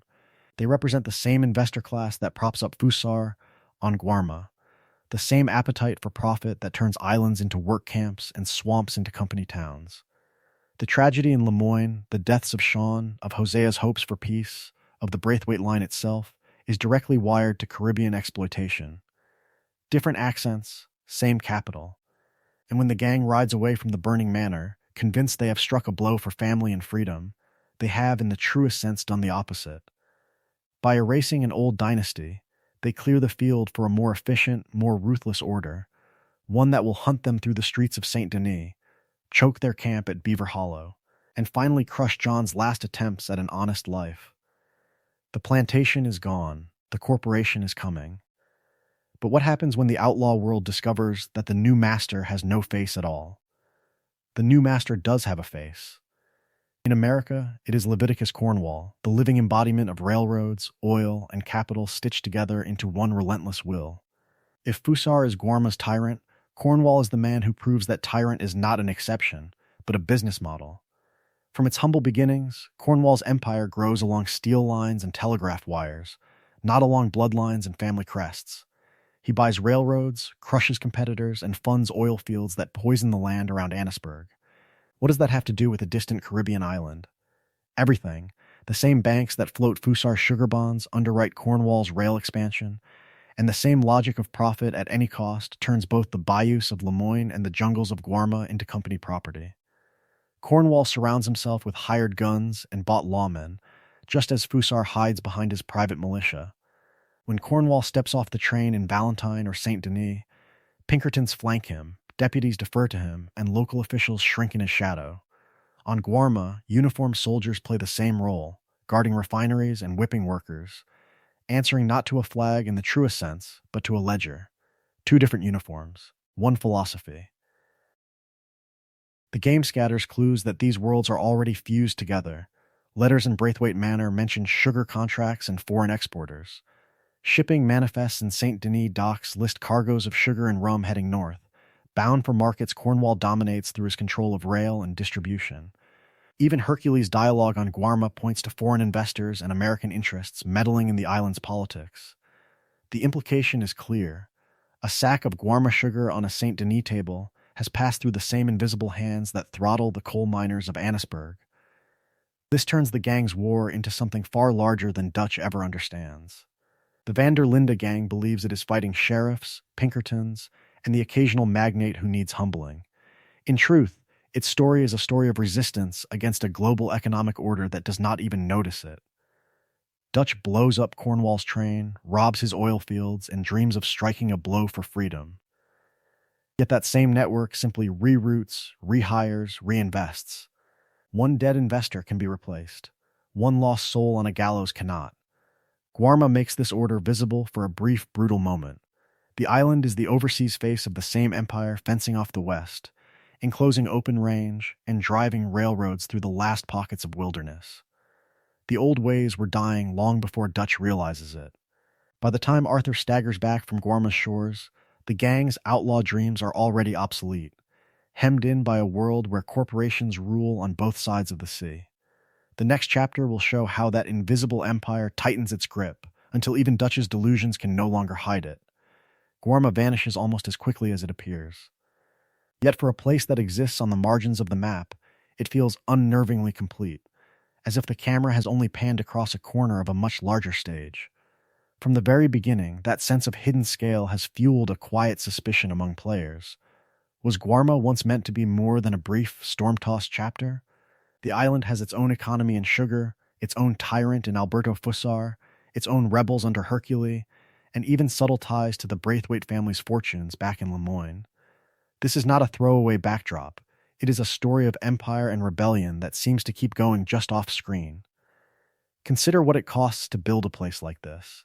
A new biome of dense jungle and volcanic cliffs, unique weather and lighting, foreign architecture, different languages and uniforms, even AI behaviors tuned to patrol plantations instead of prairie towns. All for a chapter that, in strict gameplay terms, lasts only a few hours. In an industry obsessed with efficiency, that is a strange choice unless Guarma is meant to carry enormous thematic weight. Here the pattern interrupts the player's expectations. The American frontier has been a vast playground of freedom, where the gang can ride anywhere, hunt anything, test Dutch's philosophy against the open world. Then the ship sinks, the storm breaks, and suddenly the map is gone. On Guarma, the compass still points north, but there is nowhere to ride. The gang become powerless passengers in someone else's war, fenced in by cliffs, patrol routes, and invisible walls. That limitation is not just technical. It is, in the truest sense, narrative. The loss of agency on Guarma mirrors the gang's collapsing control over their own fate. They are outlaws without a frontier, family without a camp, dreamers trapped inside an island that does not care about their ideals. The world was changing in America. Here, it has already changed. Corporations and colonial governments have carved the land into sugar fields and killing grounds. And Dutch's speeches sound small against the crash of the surf, yet the environment hints at a larger tale. Shackled workers in the distance, guarded compounds never entered, rebel outposts mentioned but never seen. What might a fuller Guarma arc have explored? Perhaps deeper rebel politics, where Hercules' movement fractures between idealistic freedom fighters and hardened pragmatists. Perhaps concrete Braithwaite contracts with Fussar, tying their plantation wealth directly to this island's misery. Perhaps more scenes of foreign investors arriving by steamer, the living embodiment of a civilization built on profit and denial. If those quests were ever planned, they remain locked behind the horizon, but even in its constrained form, Guarma functions as a deliberate narrative pivot rather than a random detour. A compressed demonstration that the gang's outlaw dreams are only a small eddy in a global current of power and resistance. The next section will follow what happens when that realization, half understood and half denied, comes ashore with Arthur and Dutch. That realization does not come home clean. It comes home bleeding, half drowned, and burning in Dutch's mind. Guarma is not just a detour in the gang's story, it is the moment their leader discovers what it truly means to be powerless, and he never forgives the world for it. On Guarma, Dutch is everything he fears. Trapped on an island he does not understand, outgunned by Alberto Fussar's private army, dependent on Hercules' rebels for food, weapons, even direction, the living embodiment of frontier confidence is reduced to a stranded outlaw, begging for passage. From its humble beginnings, the gang had always moved on its own terms, choosing when to fight and when to vanish. Here, there is no choice. No horses, no familiar hills, no friendly towns.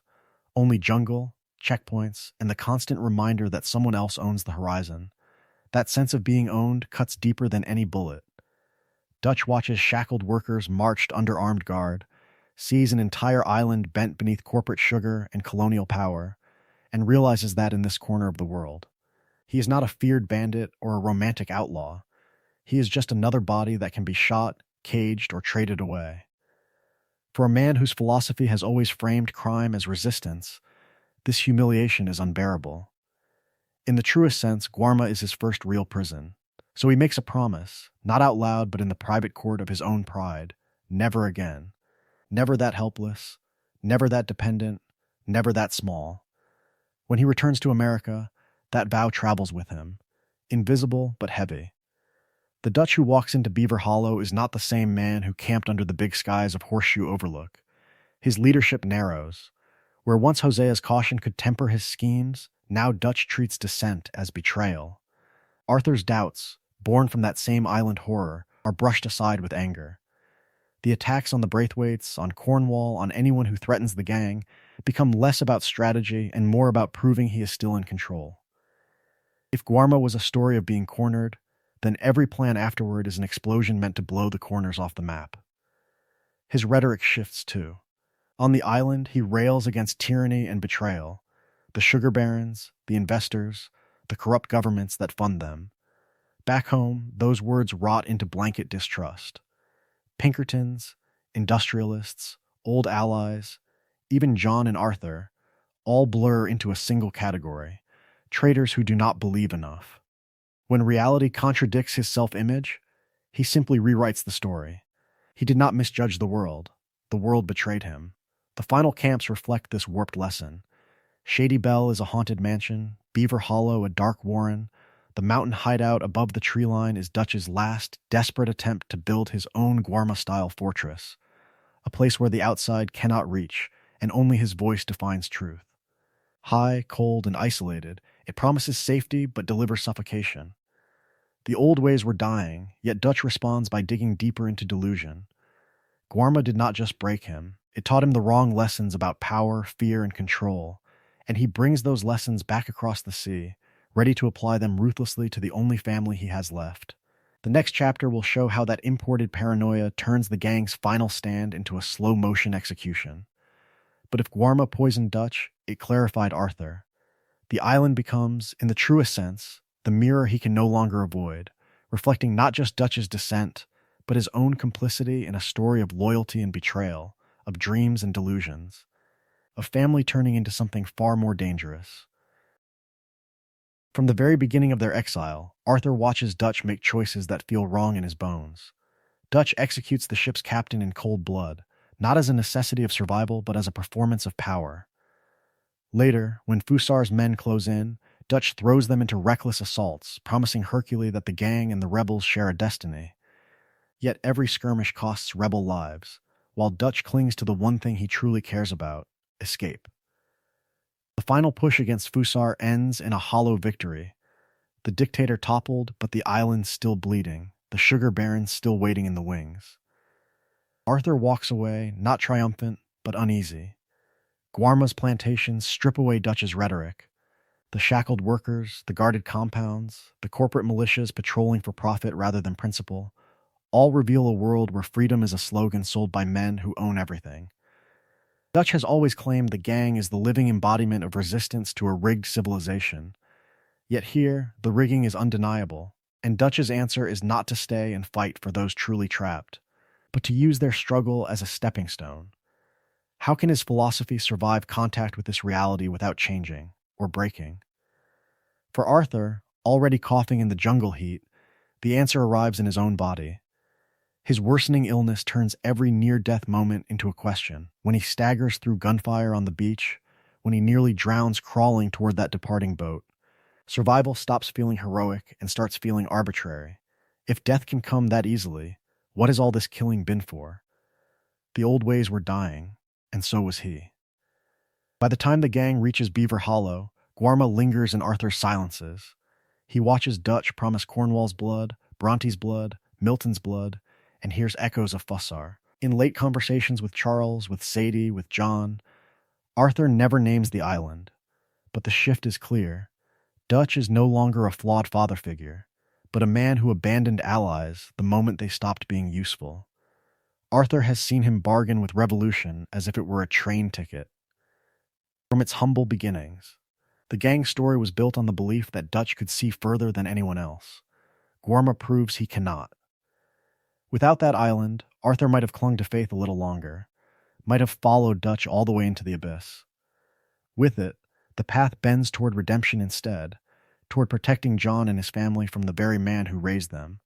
And as Dutch's paranoia tightens, Arthur's quiet rebellion is only just beginning. Guarma is the turning point. But what if that ship in St. Denis never left the harbor? What if the dynamite misfired, the Pinkertons closed in a little faster, or Dutch chose a different alley, and the gang never washed up on that distant shore at all? From its humble beginnings, the Linde gang had always survived by running, by changing names and towns while clinging to the same old dreams. Without Guarma, the story of that final year becomes something else entirely.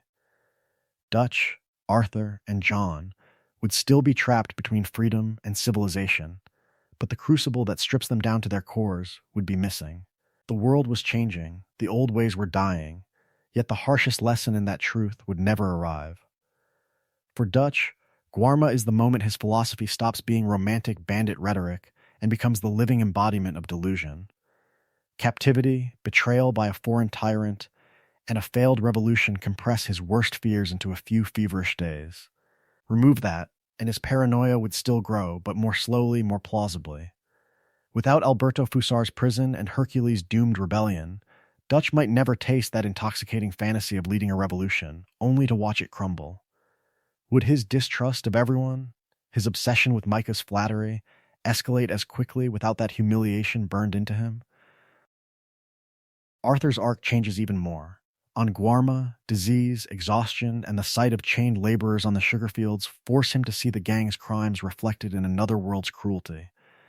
Every cough, every stumble in that jungle pushes him toward clarity. Without that concentrated horror, His illness might advance in the background, not as a relentless drumbeat.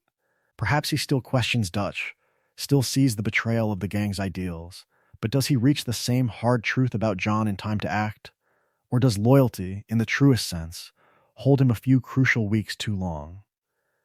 John's future hangs on those weeks. Guarma removes the gang's illusions of power and leaves them ragged, hunted, and exposed, making Arthur's choice to prioritize John's escape feel inevitable. Without that island, the St. Denis disaster might flow directly into new plans, new robberies, new promises that the next score will fix everything. John could die in an ambush outside Annisburg, or vanish in a Pinkerton raid at Beaver Hollow long before a ranch in Beecher's Hope ever exists. In that world, Red Dead Redemption becomes a different story of loss, without the fragile family John builds from the ashes. This counterfactual does not exist to give a neat answer. It exists to show that Guarma is not a detour or exotic flavor, but a hinge.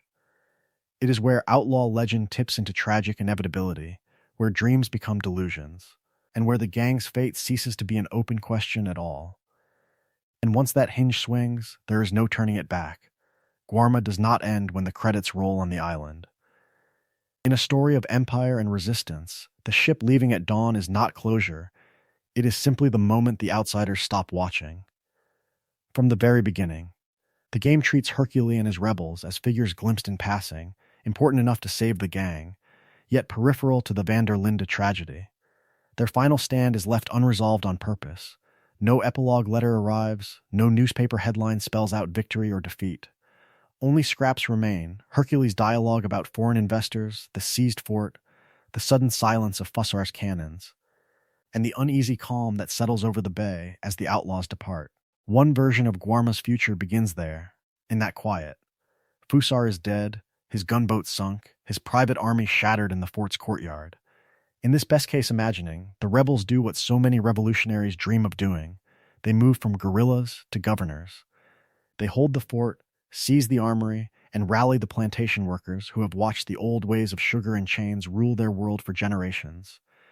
With the company man gone, Hercule could negotiate from strength, forcing the distant investors to accept a new arrangement or lose the island entirely.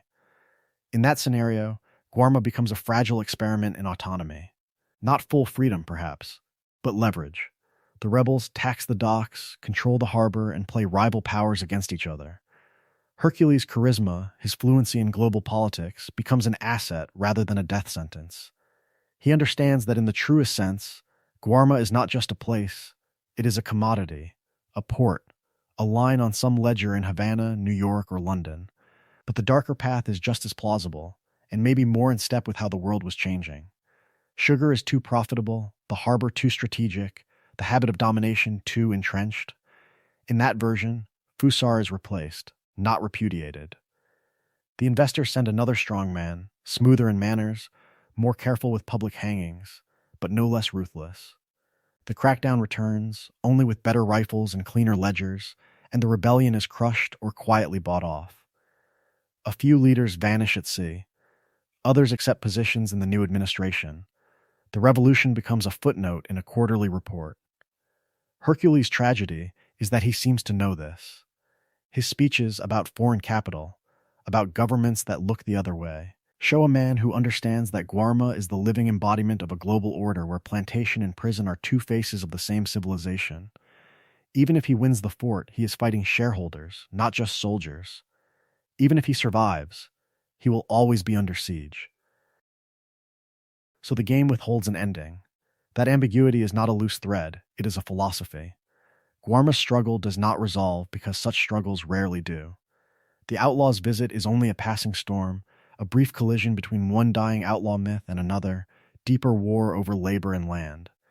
Their ship sails north, but the guns on Guarma never truly fall silent.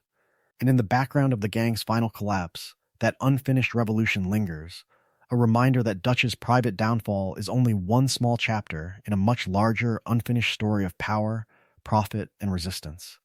Their ship sails away, but the echoes from that island do not. Guarma is not just a strange detour in a western.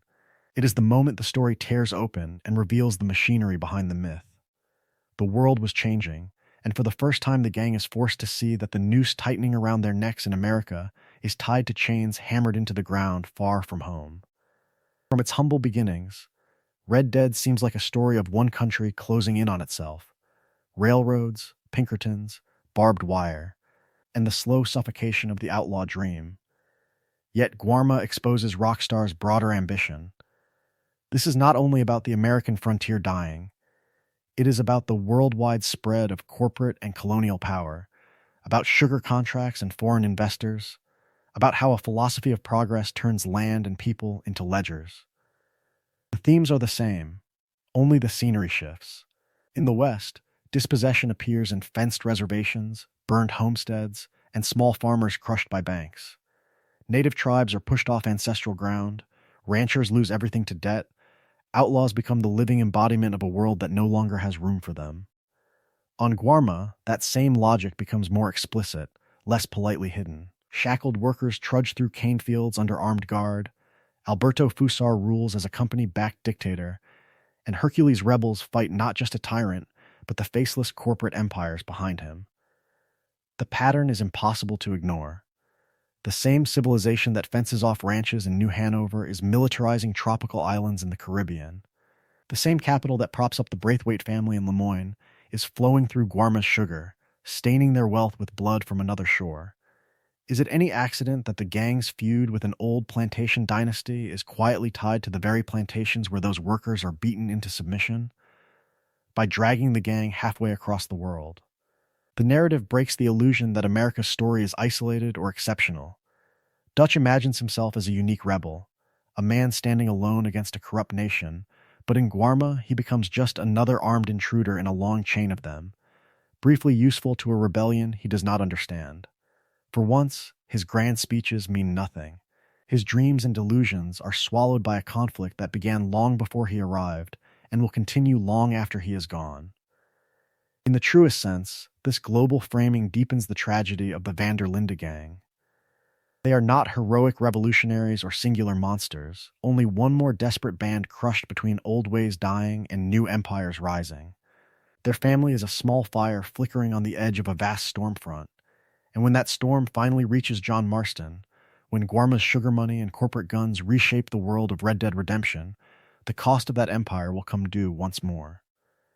By the time John Marston rides across America in Red Dead Redemption, the storm that began on places like Guarma has already broken. The frontier is no longer a promise, it is an asset ledger. The world was changing, and the men who own ledgers are winning. Railroads now cut clean lines through the desert, not as daring experiments, but as finished arteries of an industrial body. Corporate ranches stretch for miles, swallowing the small homesteads that once mirrored the gang's dream of freedom.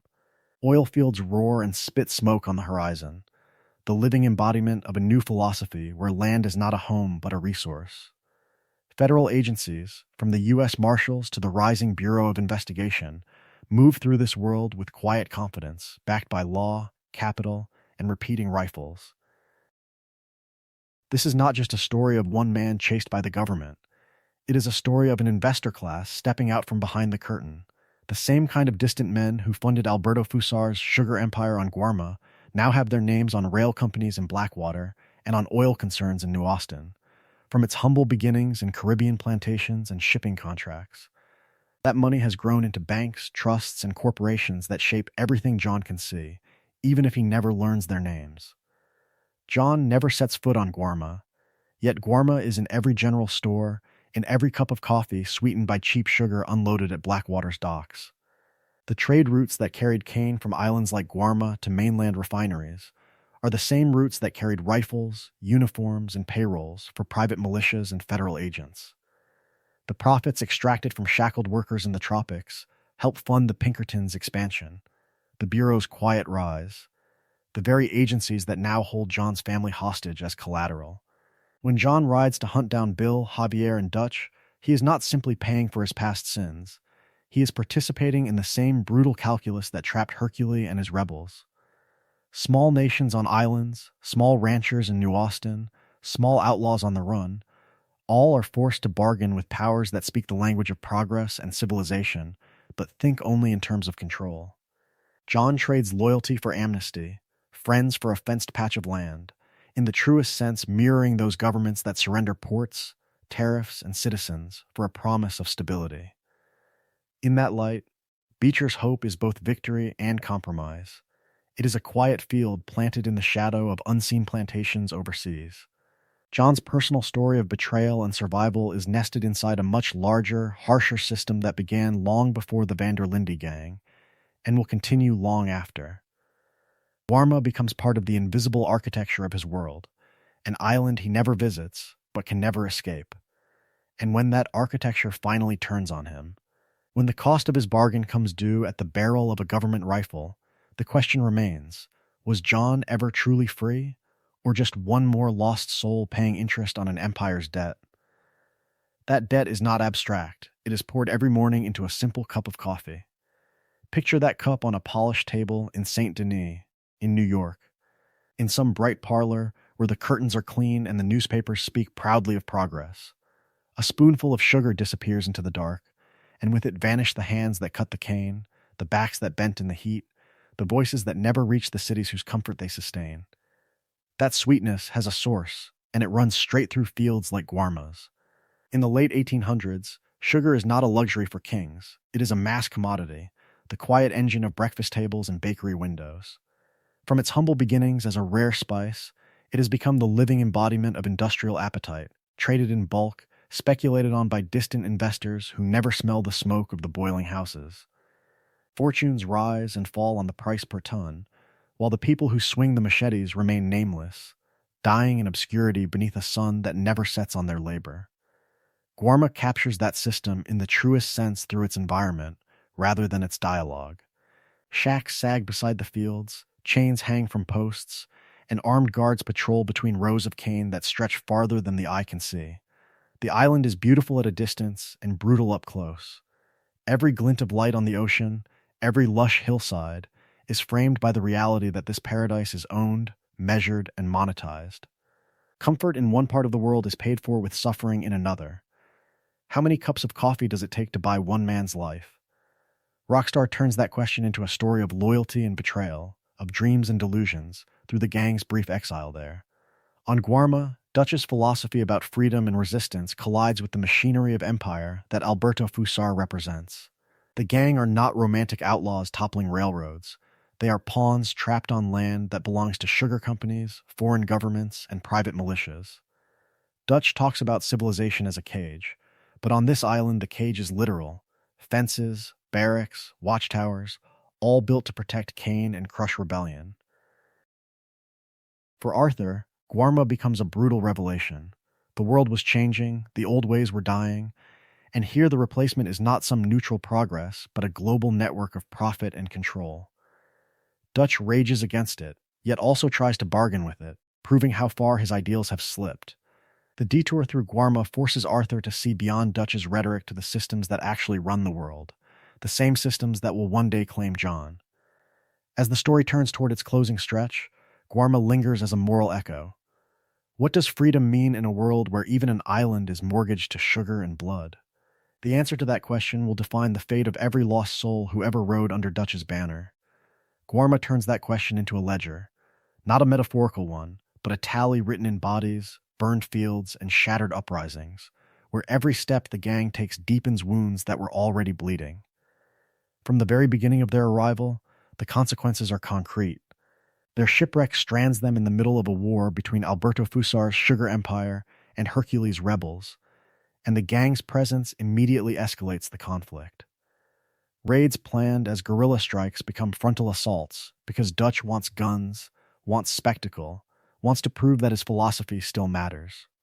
Rebel fighters die in droves in those jungle paths and crumbling forts, their blood paying for a handful of outlaws to keep chasing dreams of freedom. Each victory the gang helps secure only invites harsher reprisals. Fussar's men crack down on villages, drag workers from cane fields, tighten chains around already exploited laborers. The world was changing, but Guarma shows that the old ways were dying in the ugliest possible fashion, not through reform, but through more efficient brutality.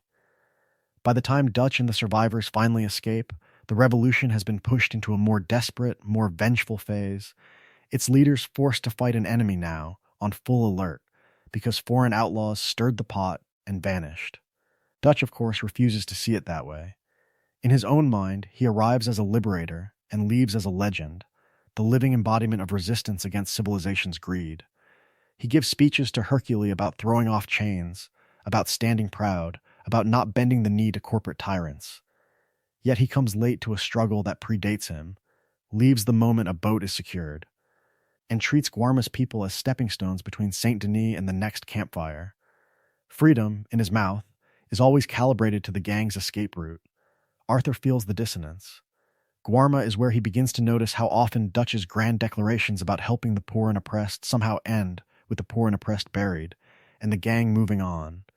The island's workers are not adopted into the van der Linde family, not sheltered or protected. They are background to a story of outlaw survival.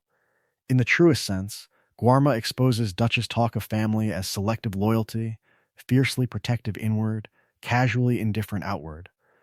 Guarma forces the story to blink. The gang, once framed as underdog heroes striking back at a rigged world, now appears as just one more violent force passing through an already colonized, already suffering space. Their presence does not heal, it disturbs, destabilizes, then departs. What separates them from the Pinkertons, from Fussar's militia, from the sugar barons whose contracts reach all the way to Braithwaite Manor? In the end, Guarma is the moral ledger made visible. No sunsets, no romanticized rides, no comforting distance. Just the cost of the gang's choices, standing in the tropical heat, refusing to be forgotten as the story rides back toward America and its closing frontier. Guarma exposes the cost of the gang's choices. But it also exposes something else, how small their story really is. For all the gunfights, the speeches, the desperate heroics on those cliffs, the van der Linde gang arrives on this island the way a storm blows across the horizon, loud, violent, and gone almost as quickly as it came. From the very beginning of their time in Guarma, everything marks them as intruders. They wash ashore half dead, speak the wrong language, misread the power structures, and stumble into a conflict that has been burning for years before their ship ever left Saint Denis. Hercule and the rebels know the terrain, the names, the history.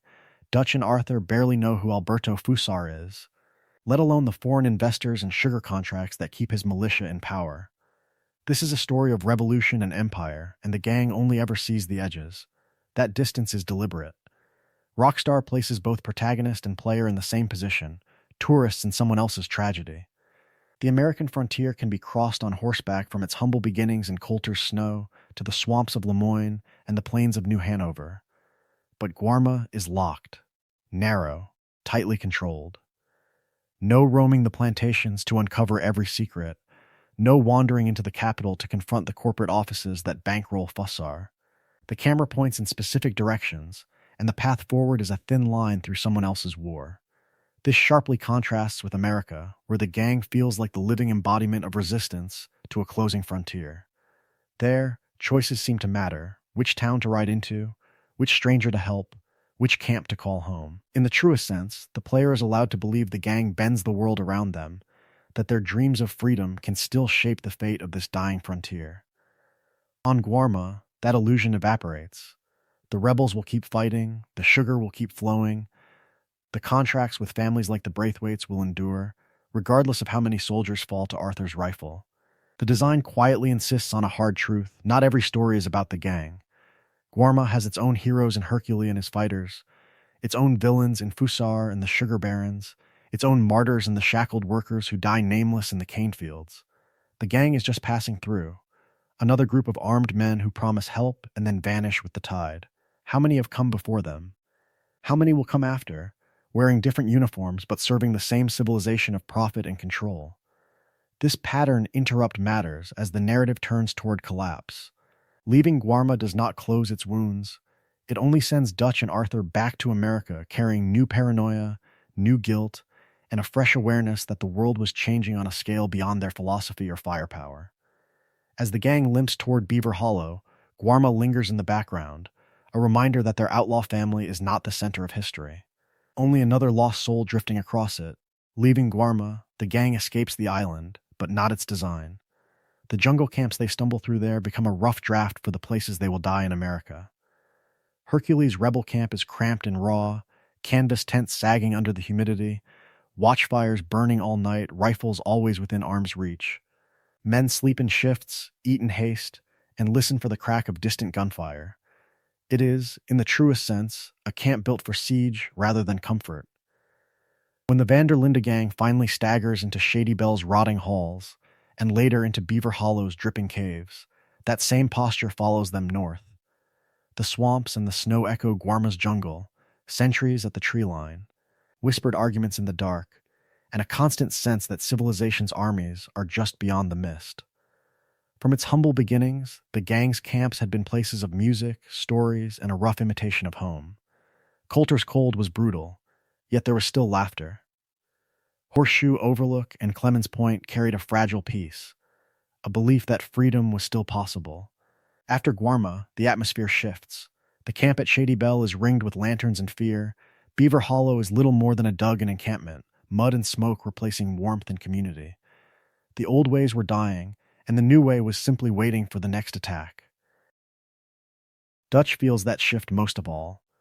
On Guarma, he watches Hercule command men who have a clear cause, expel Fussar, reclaim their homeland, end a brutal sugar empire. Hercule is a war leader who understands that every risk must serve an end. Dutch absorbs the posture, but not the purpose. Back in America, he strides through camp with the same hardened air, issuing orders. Speaking of flanking moves and decisive strikes, but his philosophy has hollowed out. The gang becomes a militia without a war, an outlaw army marching in circles. His words betray the change. On Guarma, Dutch promises Hercule one last push that will topple Fussar's regime. That final blow never truly comes. The ship explodes, Fussar falls, yet Guarma remains under the shadow of foreign power. In Saint Denis, he vows that the bank job will be one last time. At Shady Bell, he talks of one more move to the west. In Beaver Hollow, he mutters about one last score with the Indians, one last train, one last strike at civilization itself. How many last blows can a man promise before the word loses meaning? Arthur begins to understand the answer. He looks around Beaver Hollow and sees Guarma without the moral clarity. The gang hides in filth, watches Pinkerton's circle, buries its dead, and yet no one can say what victory would even look like. This is a story of movement without progress, of dreams turned to delusions, of a family transformed into a cornered pack. They are living in a permanent state of siege. But unlike Hercules' rebels, they are not defending a homeland. They are defending an idea that no longer exists. In the end, Guarma's war becomes the template for their final months. Endless relocation, dwindling numbers, and a leader who can no longer tell survival from self-destruction. The jungle taught Dutch how to dig in and never back down. America will show what happens when he refuses to stop. Because after Beaver Hollow, Dutch's Guarma mindset does not fade, it escalates, and the cost of that escalation is about to become unbearable. That cost can be traced, not just in blood, not just in bodies left behind, but in a single, invisible trajectory that begins in a jungle fort and ends on a frozen mountain. Imagine a line drawn from the last bullet Dutch fires in Guarma, echoing through the palm trees, to the last bullets fired high above the pines, where Arthur or John makes a final stand against the world closing in. On paper, these are different battles in different worlds, a Caribbean island ruled by sugar barons and mercenaries, and a collapsing frontier where Pinkertons and railroads carve up the last open spaces. Yet in the truest sense, they are the same fight. Guarma is where Dutch learns that retreat is humiliation, compromise is death, and anyone who questions him is already halfway to betrayal. The mountain is where that philosophy stops being theory and becomes the living embodiment of his madness. No one speaks the word Guarma as Arthur crawls through the mud, or as John runs for the ridge with Micah's men at his back. The island is silent, unnamed, almost forgotten, but it does not leave them. It lives in Dutch's eyes as he stares down at Arthur, weighing loyalty against wounded pride. It lives in Arthur's clarity as he finally sees Dutch not as a prophet, but as a man who got lost and never found his way home. It lives in the gang's shattered trust, in the way every order now sounds less like leadership and more like a death sentence. From its humble beginnings, this was supposed to be a story of freedom and family, of outlaws standing against a corrupt civilization. After Guarma, every promise curdles. Hosea's death in Saint Denis, Lenny's body on the rooftop, the Wapiti driven from their land while Dutch bargains and stalls, all of it is colored by what Dutch learned and refused to unlearn on that island. Guarma teaches him that people are tools, that sacrifice is currency, that the dream matters more than the dreamers. Arthur sees the same lesson and draws the opposite conclusion. So when Micah taunts, when Dutch hesitates, when the final gunsmoke hangs over that mountain, the ghosts of Guarma are standing there too. The fort stone walls, the rebels Dutch abandoned, the workers in chains who were just background to his grand escape, they are all present in those last terrible choices. How could they not be? Pulling Guarma out of its chapter box reveals it as more than a tropical detour. It belongs emotionally beside Blackwater, St. Denis, and Beecher's Hope, one of the saga's defining locations, where the old ways were dying and the gang's philosophy was tested against empire, industry, and reality. It is where an idealistic rebellion turns into delusions of grandeur, where a lost soul of a leader chooses ego over redemption, and in the epilogue, that invisible line will keep stretching forward. Because the question is not only what Guarma did to Dutch and Arthur, but what it means for the myth of the West itself. What was Rockstar really saying about America when it sent its most famous outlaws to someone else's broken paradise? Guarma answers that question by tearing the myth apart. It is the moment the Western stops gazing at the horizon and is forced to look outward, across the water, at a wider world that has already closed its fists. From the very beginning of their time on the island, the gang's illusions are stripped bare. There are no wide-open plains to disappear into. No sleepy frontier towns to charm or terrorize. No kindly sheriffs to outwit. There are only corporate gunmen in crisp uniforms, chained workers in the sugar fields, and a private war already in motion long before these American outlaws wash ashore. The gang arrives expecting another edge of civilization to exploit. Instead, they find a place where every road, every dock, every acre is already spoken for. The classic Western myth imagines the outlaw as a free man riding at the border of order and chaos, forever slipping away from civilization's grasp. But Guarma is the living embodiment of a new reality. By 1899, there is no true edge left, only different empires and different flags. Alberto Fussar rules not as a romantic tyrant, but as a company-backed dictator whose power comes from contracts, rifles, and sugar. His soldiers do not chase bounties, they protect investments. In the truest sense, Guarma shows that the world was changing while Dutch still pretended the old ways were not dying. Dutch's philosophy had always promised an escape: find some land, live free, build a self-sufficient community beyond the reach of banks and governments. Yet on Guarma, that dream collapses on contact with reality. The land is already owned, surveyed, and fenced by foreign capital. The labor is already bound in chains, held in debt and fear. Resistance exists in Hercule and the rebels, but it is brutally contained, starved of weapons and allies, forced into the jungle. Dutch cannot talk his way into ownership here, cannot charm the powerful, cannot even define the sides. For once, his grand speeches mean nothing to the men holding the guns. For Arthur, this is more than a failed detour. It is a revelation. Helping Hercule, watching workers whipped and rebels gunned down, he realizes the gang is not slipping outside history. They are part of the same story as Guarma's laborers and fighters, only standing on a different frontier. Their supposed rebellion against civilization mirrors countless others crushed in mines, factories, and plantations across a world built on exploitation. The gang's dreams of freedom, family, and loyalty are not unique. They are one more desperate answer to the same empire. So Guarma becomes an anti-mythic space in the story of the West. It is the island where the fantasy of simply riding away from consequences finally dies, where the outlaw dream is revealed as a lost soul wandering through systems far larger than any campfire speech. And when the gang returns to America, that knowledge follows them, whether Dutch admits it or not. So what happens if the camera does not return to America when the gang does?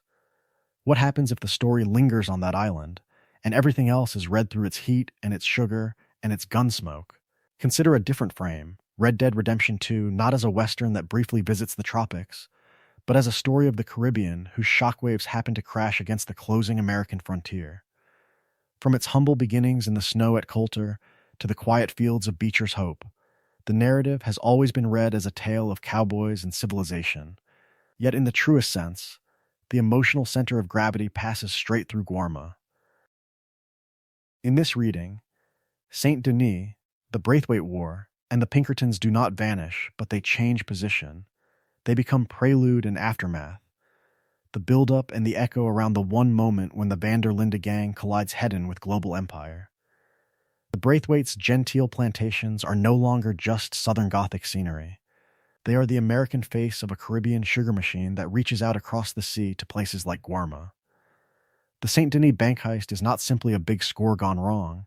It is the desperate, clumsy attempt of regional outlaws to steal from a financial system already wired into foreign investors and colonial contracts. Seen from Guarma, the Pinkertons stop being only hounds of the American state and become part of a wider apparatus, the living embodiment of a world where private power, corporate sugar barons, and governments move in lockstep. The gang thinks it is running from Blackwater. In reality, it is running into the long shadow of the Caribbean. This shift in focus does something else. It changes who matters.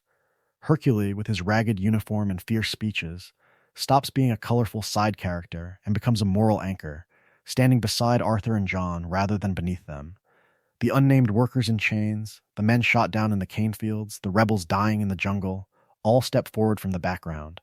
Their struggle against Alberto Fussar's company-backed tyranny mirrors Dutch's rhetoric about freedom and family, but without the delusions, without the outlaw romance. Who is truly fighting for liberation here, and who is only running from responsibility? Read this way. Red Dead aligns less with classic American westerns and more with stories of colonial resistance and diaspora, with tales of islands caught between empires, of people uprooted and scattered by sugar and steel. The gang's flight from the law becomes one thread in a much older tapestry, where the old ways were dying not just on the plains, but in the cane rows and harbor towns of a changing world. This pattern interrupt invites a return to the game with Guarma in mind. Every Braithwaite sugar crate, every St. Denis mansion, every Pinkerton ultimatum begins to hum with Caribbean echoes. And in the next beats of the story, those echoes will only grow louder. And yet, for many players, the real echoes of Guarma began not in the script, but in the gaps. The chapter ends, the ship sails home, the story moves on. Guarma is gone. Or so the game insists. From its humble beginnings as a tightly scripted detour, the island became a forbidden horizon in the community's imagination.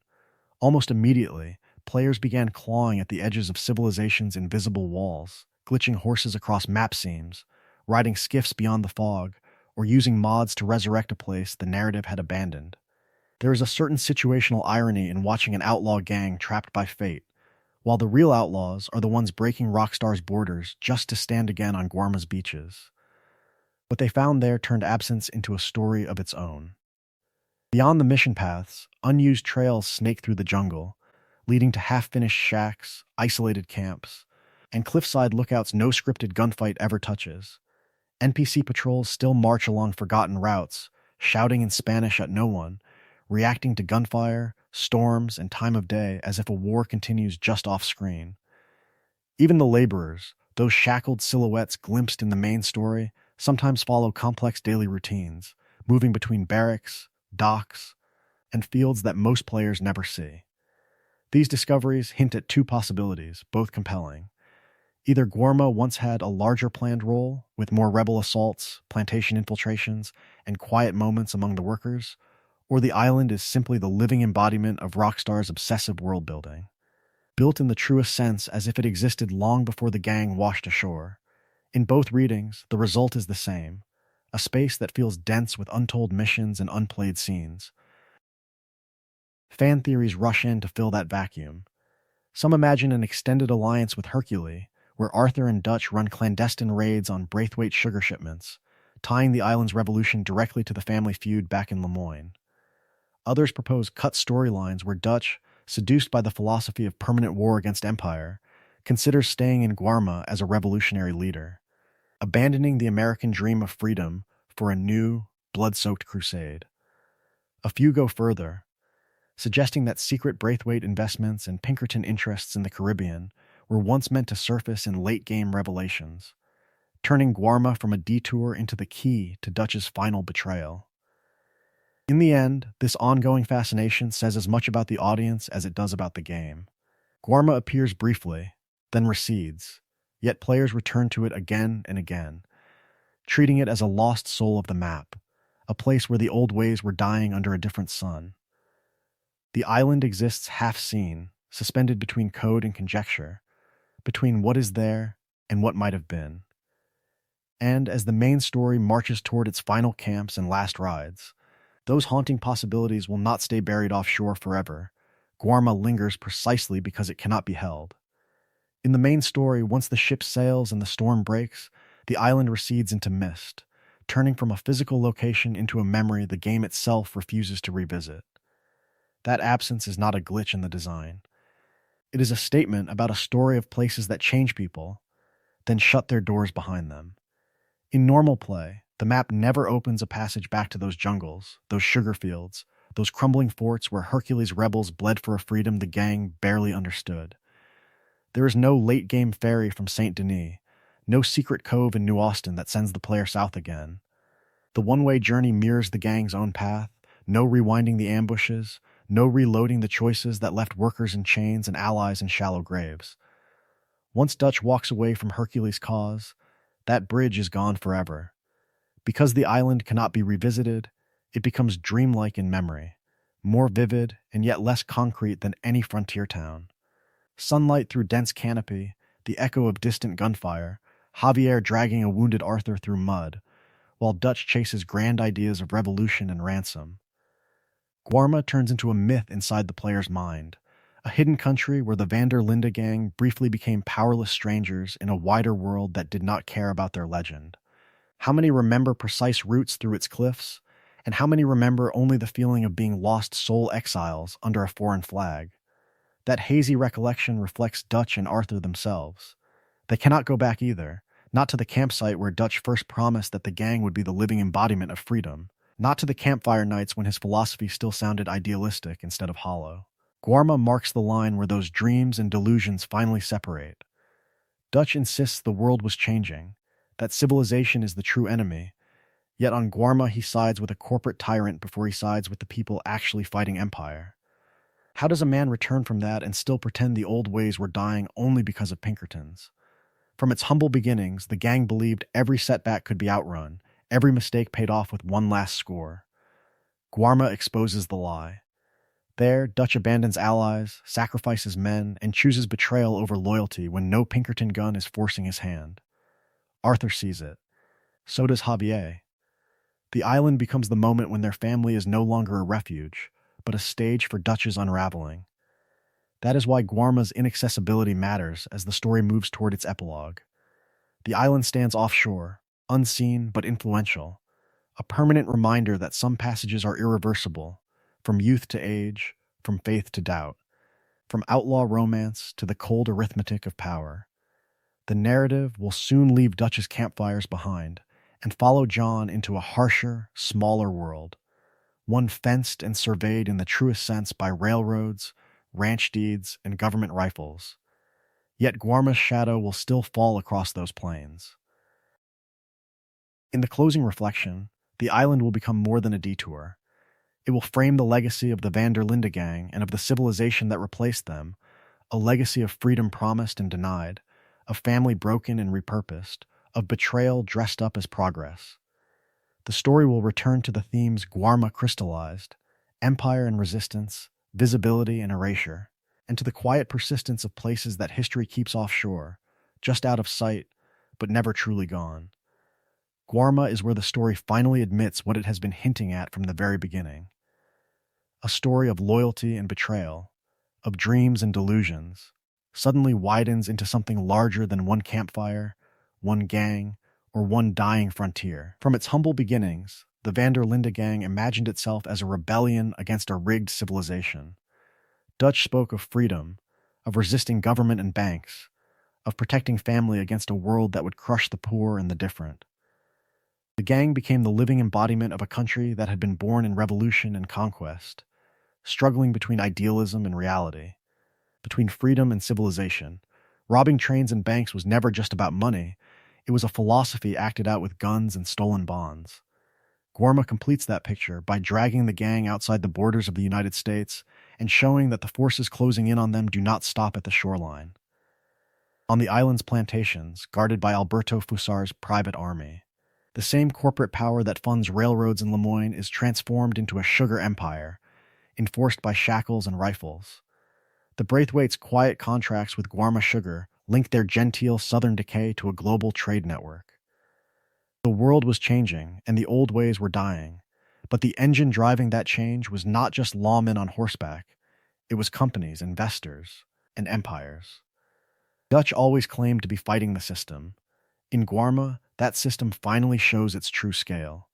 Here is a colonial fortress where a single man, backed by distant capital, can starve rebels, buy soldiers, and reshape an island's fate. Dutch can blow up a ship or a refinery, but he cannot touch the boardrooms that made Fussar possible. His rhetoric, so grand in the American West, suddenly feels small.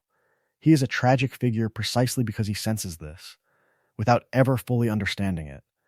His answer is to double down, to cling to his own legend, as everything around him proves how little one outlaw can do.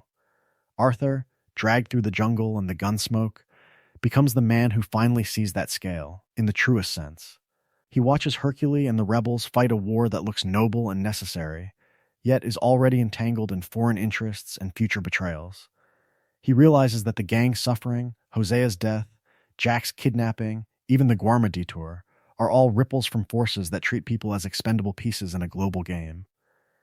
But this revelation comes too late to save him, or to repair Dutch. When John builds Beecher's hope, the story seems to shrink again. A ranch, a family, a man trying to leave the outlaw life behind. Yet the same forces that turned Guarma into a sugar fortress still define his world. Government agents arrive not as distant abstractions, but as men with files, photographs, and leverage. The railway by his land, the markets that set cattle prices. The federal budgets that fund Edgar Ross's pursuit, these are the quieter faces of the same system that armed Fussar and ignored Hercule. John's death in Red Dead Redemption is not an isolated tragedy. It is the domestic echo of the gunfire on Guarma's beaches, proof that the empire Dutch raged against has simply changed uniforms.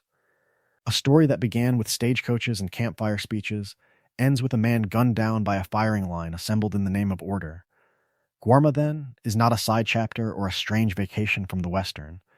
It is the moment the mask slips. Not just outlaws and sheriffs, but empires and companies stand behind every robbery and every broken promise.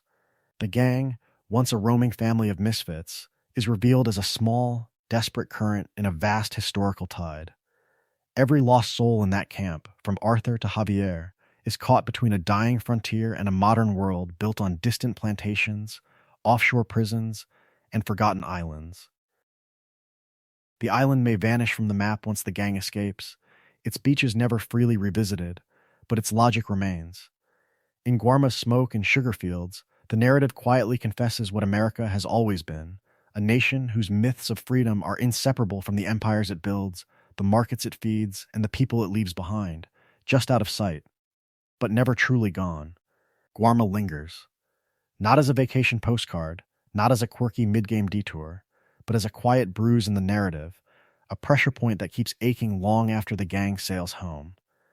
In a story of loyalty and betrayal, of dreams and delusions, Guarma is the place that shows what those dreams cost when exported overseas.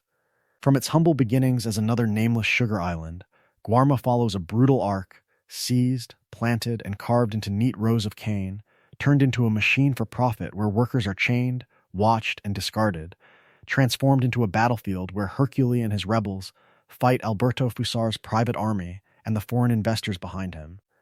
For a brief moment, the Linde gang crashes into that history, then vanishes, leaving the island to burn or heal without witnesses. Yet Guarma remains, the living embodiment of all the places the main tale only glances toward. That is Guarma's true power. It represents every plantation just off the map, every Caribbean port that fed Saint Denis with sugar and rum, every worker whose name never enters the ledger. When the Braithwaites boast about old fortunes and overseas contracts, what exactly are they boasting about? Cane cut by men under rifle barrels, contracts signed over bodies in shallow graves, revolutions that never receive statues or parades when the shooting stops. In the truest sense, Guarma is the story of the West turned inside out. The world was changing, the old ways were dying, yet the same systems that fenced off prairies and broke outlaws were already perfected in the tropics. company-backed dictators, debt peonage, police in everything but name. Dutch talks about civilization as a cage, but in Guarma, that cage is literal iron around sweating wrists. The irony is almost cruel. A band of self-styled freedom fighters stumbling into a place where freedom has been methodically erased for generations. So the island asks a quiet question. When a rider gallops through New Austin, or wanders the boulevards of Saint Denis, what lies just beyond the horizon? Off-screen, beyond the fog of the playable map, there are other Guarmas, other Hercules, other workers pressed into fields to keep the lights of civilization burning. The games never force that thought, but they leave it there, humming in the background. This is where Red Dead's history lesson truly lives. Not in dates or treaties, but in the feeling of being powerless on a dock while cannons shell a jungle hill, in the sight of nameless laborers collapsing beside wagons of cane. In Dutch's philosophy cracking as he realizes he is not the only rebel in the world, just another lost soul passing through someone else's war. So the story closes on a quieter kind of respect. For Hercule and his rebels standing against a faceless empire. For the workers in the fields whose sweat sweetens distant tables.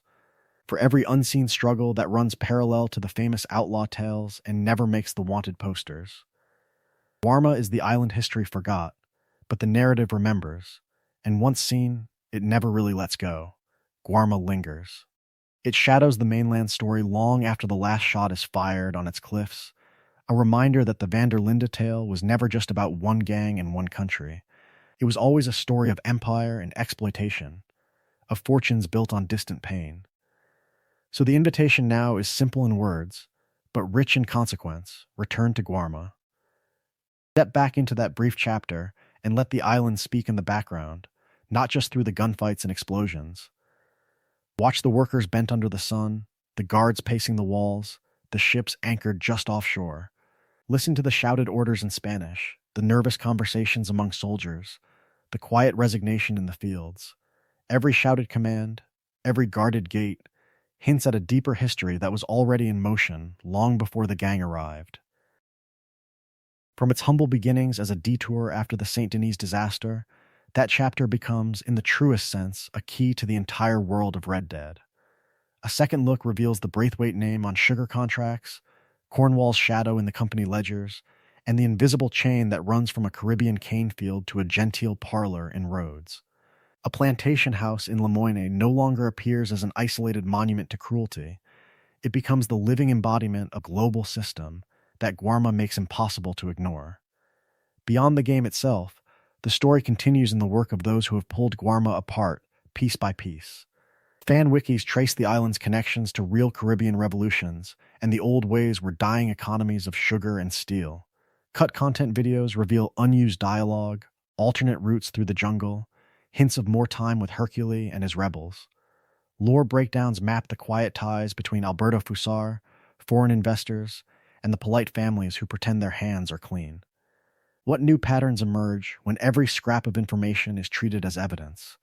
What does it say that the most brutal empire in the game is tucked away on a map that cannot be freely explored? Revisiting Guarma also reshapes the gang itself. Dutch's paranoia after the island, Arthur's growing clarity, John's hardening resolve. All of it feels different when seen through the smoke of those burning fields. Was Dutch already lost, or did Guarma push a fragile philosophy over the edge? Did Arthur's time among the rebels deepen his sense of loyalty to the powerless, or simply expose how hollow Dutch's ideals had become? And then there is the world beyond the screen. The next time a grand plantation rises out of the Lemoyne mist, or a sack of sugar sits innocently on a general store counter, Guarma is there, silent but present. Every polished dining room has a jungle behind it. Every easy luxury has a cost someone else paid. The gentle challenge is this: look for the Guarmas in other stories, and in real history. The places dismissed as digressions, the people treated as background, the islands that exist only to move the plot along. How often is the real heart of a narrative hiding in the detour, waiting for someone to turn back and truly see it? So the story returns to that first image, the gang hurled ashore by a storm, sprawled across Guarma's sand as if the ocean itself had spat them out. At the very beginning, it played as pure misfortune, a cruel twist in an outlaw tale already running out of road. Now, after tracing the island's hidden history and its long shadow, that same tableau feels heavier, almost prophetic. The camera lingers on Arthur and Dutch, coughing up seawater, boots sinking into unfamiliar ground. Two men who preached freedom, now stranded at the edge of a world ruled by sugar contracts and rifle barrels. Behind them, where the player once only saw jungle, the frame widens to reveal the plantations, endless rows of cane, the living embodiment of profit carved from suffering, guarded by Fussar's men and financed by families far away who will never touch a machete or a chain. The pullback continues. Past the cane fields, the fort comes into view, its walls a monument to a philosophy of control. This is civilization in its most ruthless form, a company-backed dictatorship, a private army, a ledger that values output over human breath. Hercules rebels flicker in the undergrowth, moving through the jungle camps that dot the hillsides. A story of resistance playing out in whispers and gunshots while the outlaws stagger through in confusion. Who are the real revolutionaries here? And who are the tourists in another people's war? Further still, the island shrinks. The jungle that hid debt peonage and shackled workers becomes a smear of green. The fort that caged prisoners and dreams alike turns into a pale stone tooth. The camera glides out over the water, past the reef that wrecked the ship, toward the hazy suggestion of America on the horizon. One small Caribbean rock, and yet it is tied by contracts, by rail schedules, by Braithwaite ledgers, directly to the parlor rooms and train cars where the Linde gang believed they were striking blows for the common man. In that distance, the themes of the saga fold together: loyalty and betrayal, freedom and captivity, dreams and delusions. Dutch speaks of ideals while cutting deals with tyrants. Arthur clings to a fading code while walking through fields that proved the old ways were dying long before the Pinkertons arrived. This brief detour becomes, in the truest sense, a mirror held up to the Western itself, showing who pays when an outlaw chases glory. Because every Western has an unseen Guarma just off-screen, a place where the cost of frontier fantasy is tallied in ledgers and scars. From its humble beginnings in campfire stories about honor and rebellion, the genre has often left those islands in shadow. Yet the waves keep rolling, the cranes keep creaking, the cutters keep moving through cane. Long after the gang sails away, long after Arthur's grave and Dutch's final stand, Guarma remains, a lost soul of empire at the edge of the frame, reminding this world that even when the outlaws vanish, the machinery they briefly touched keeps turning.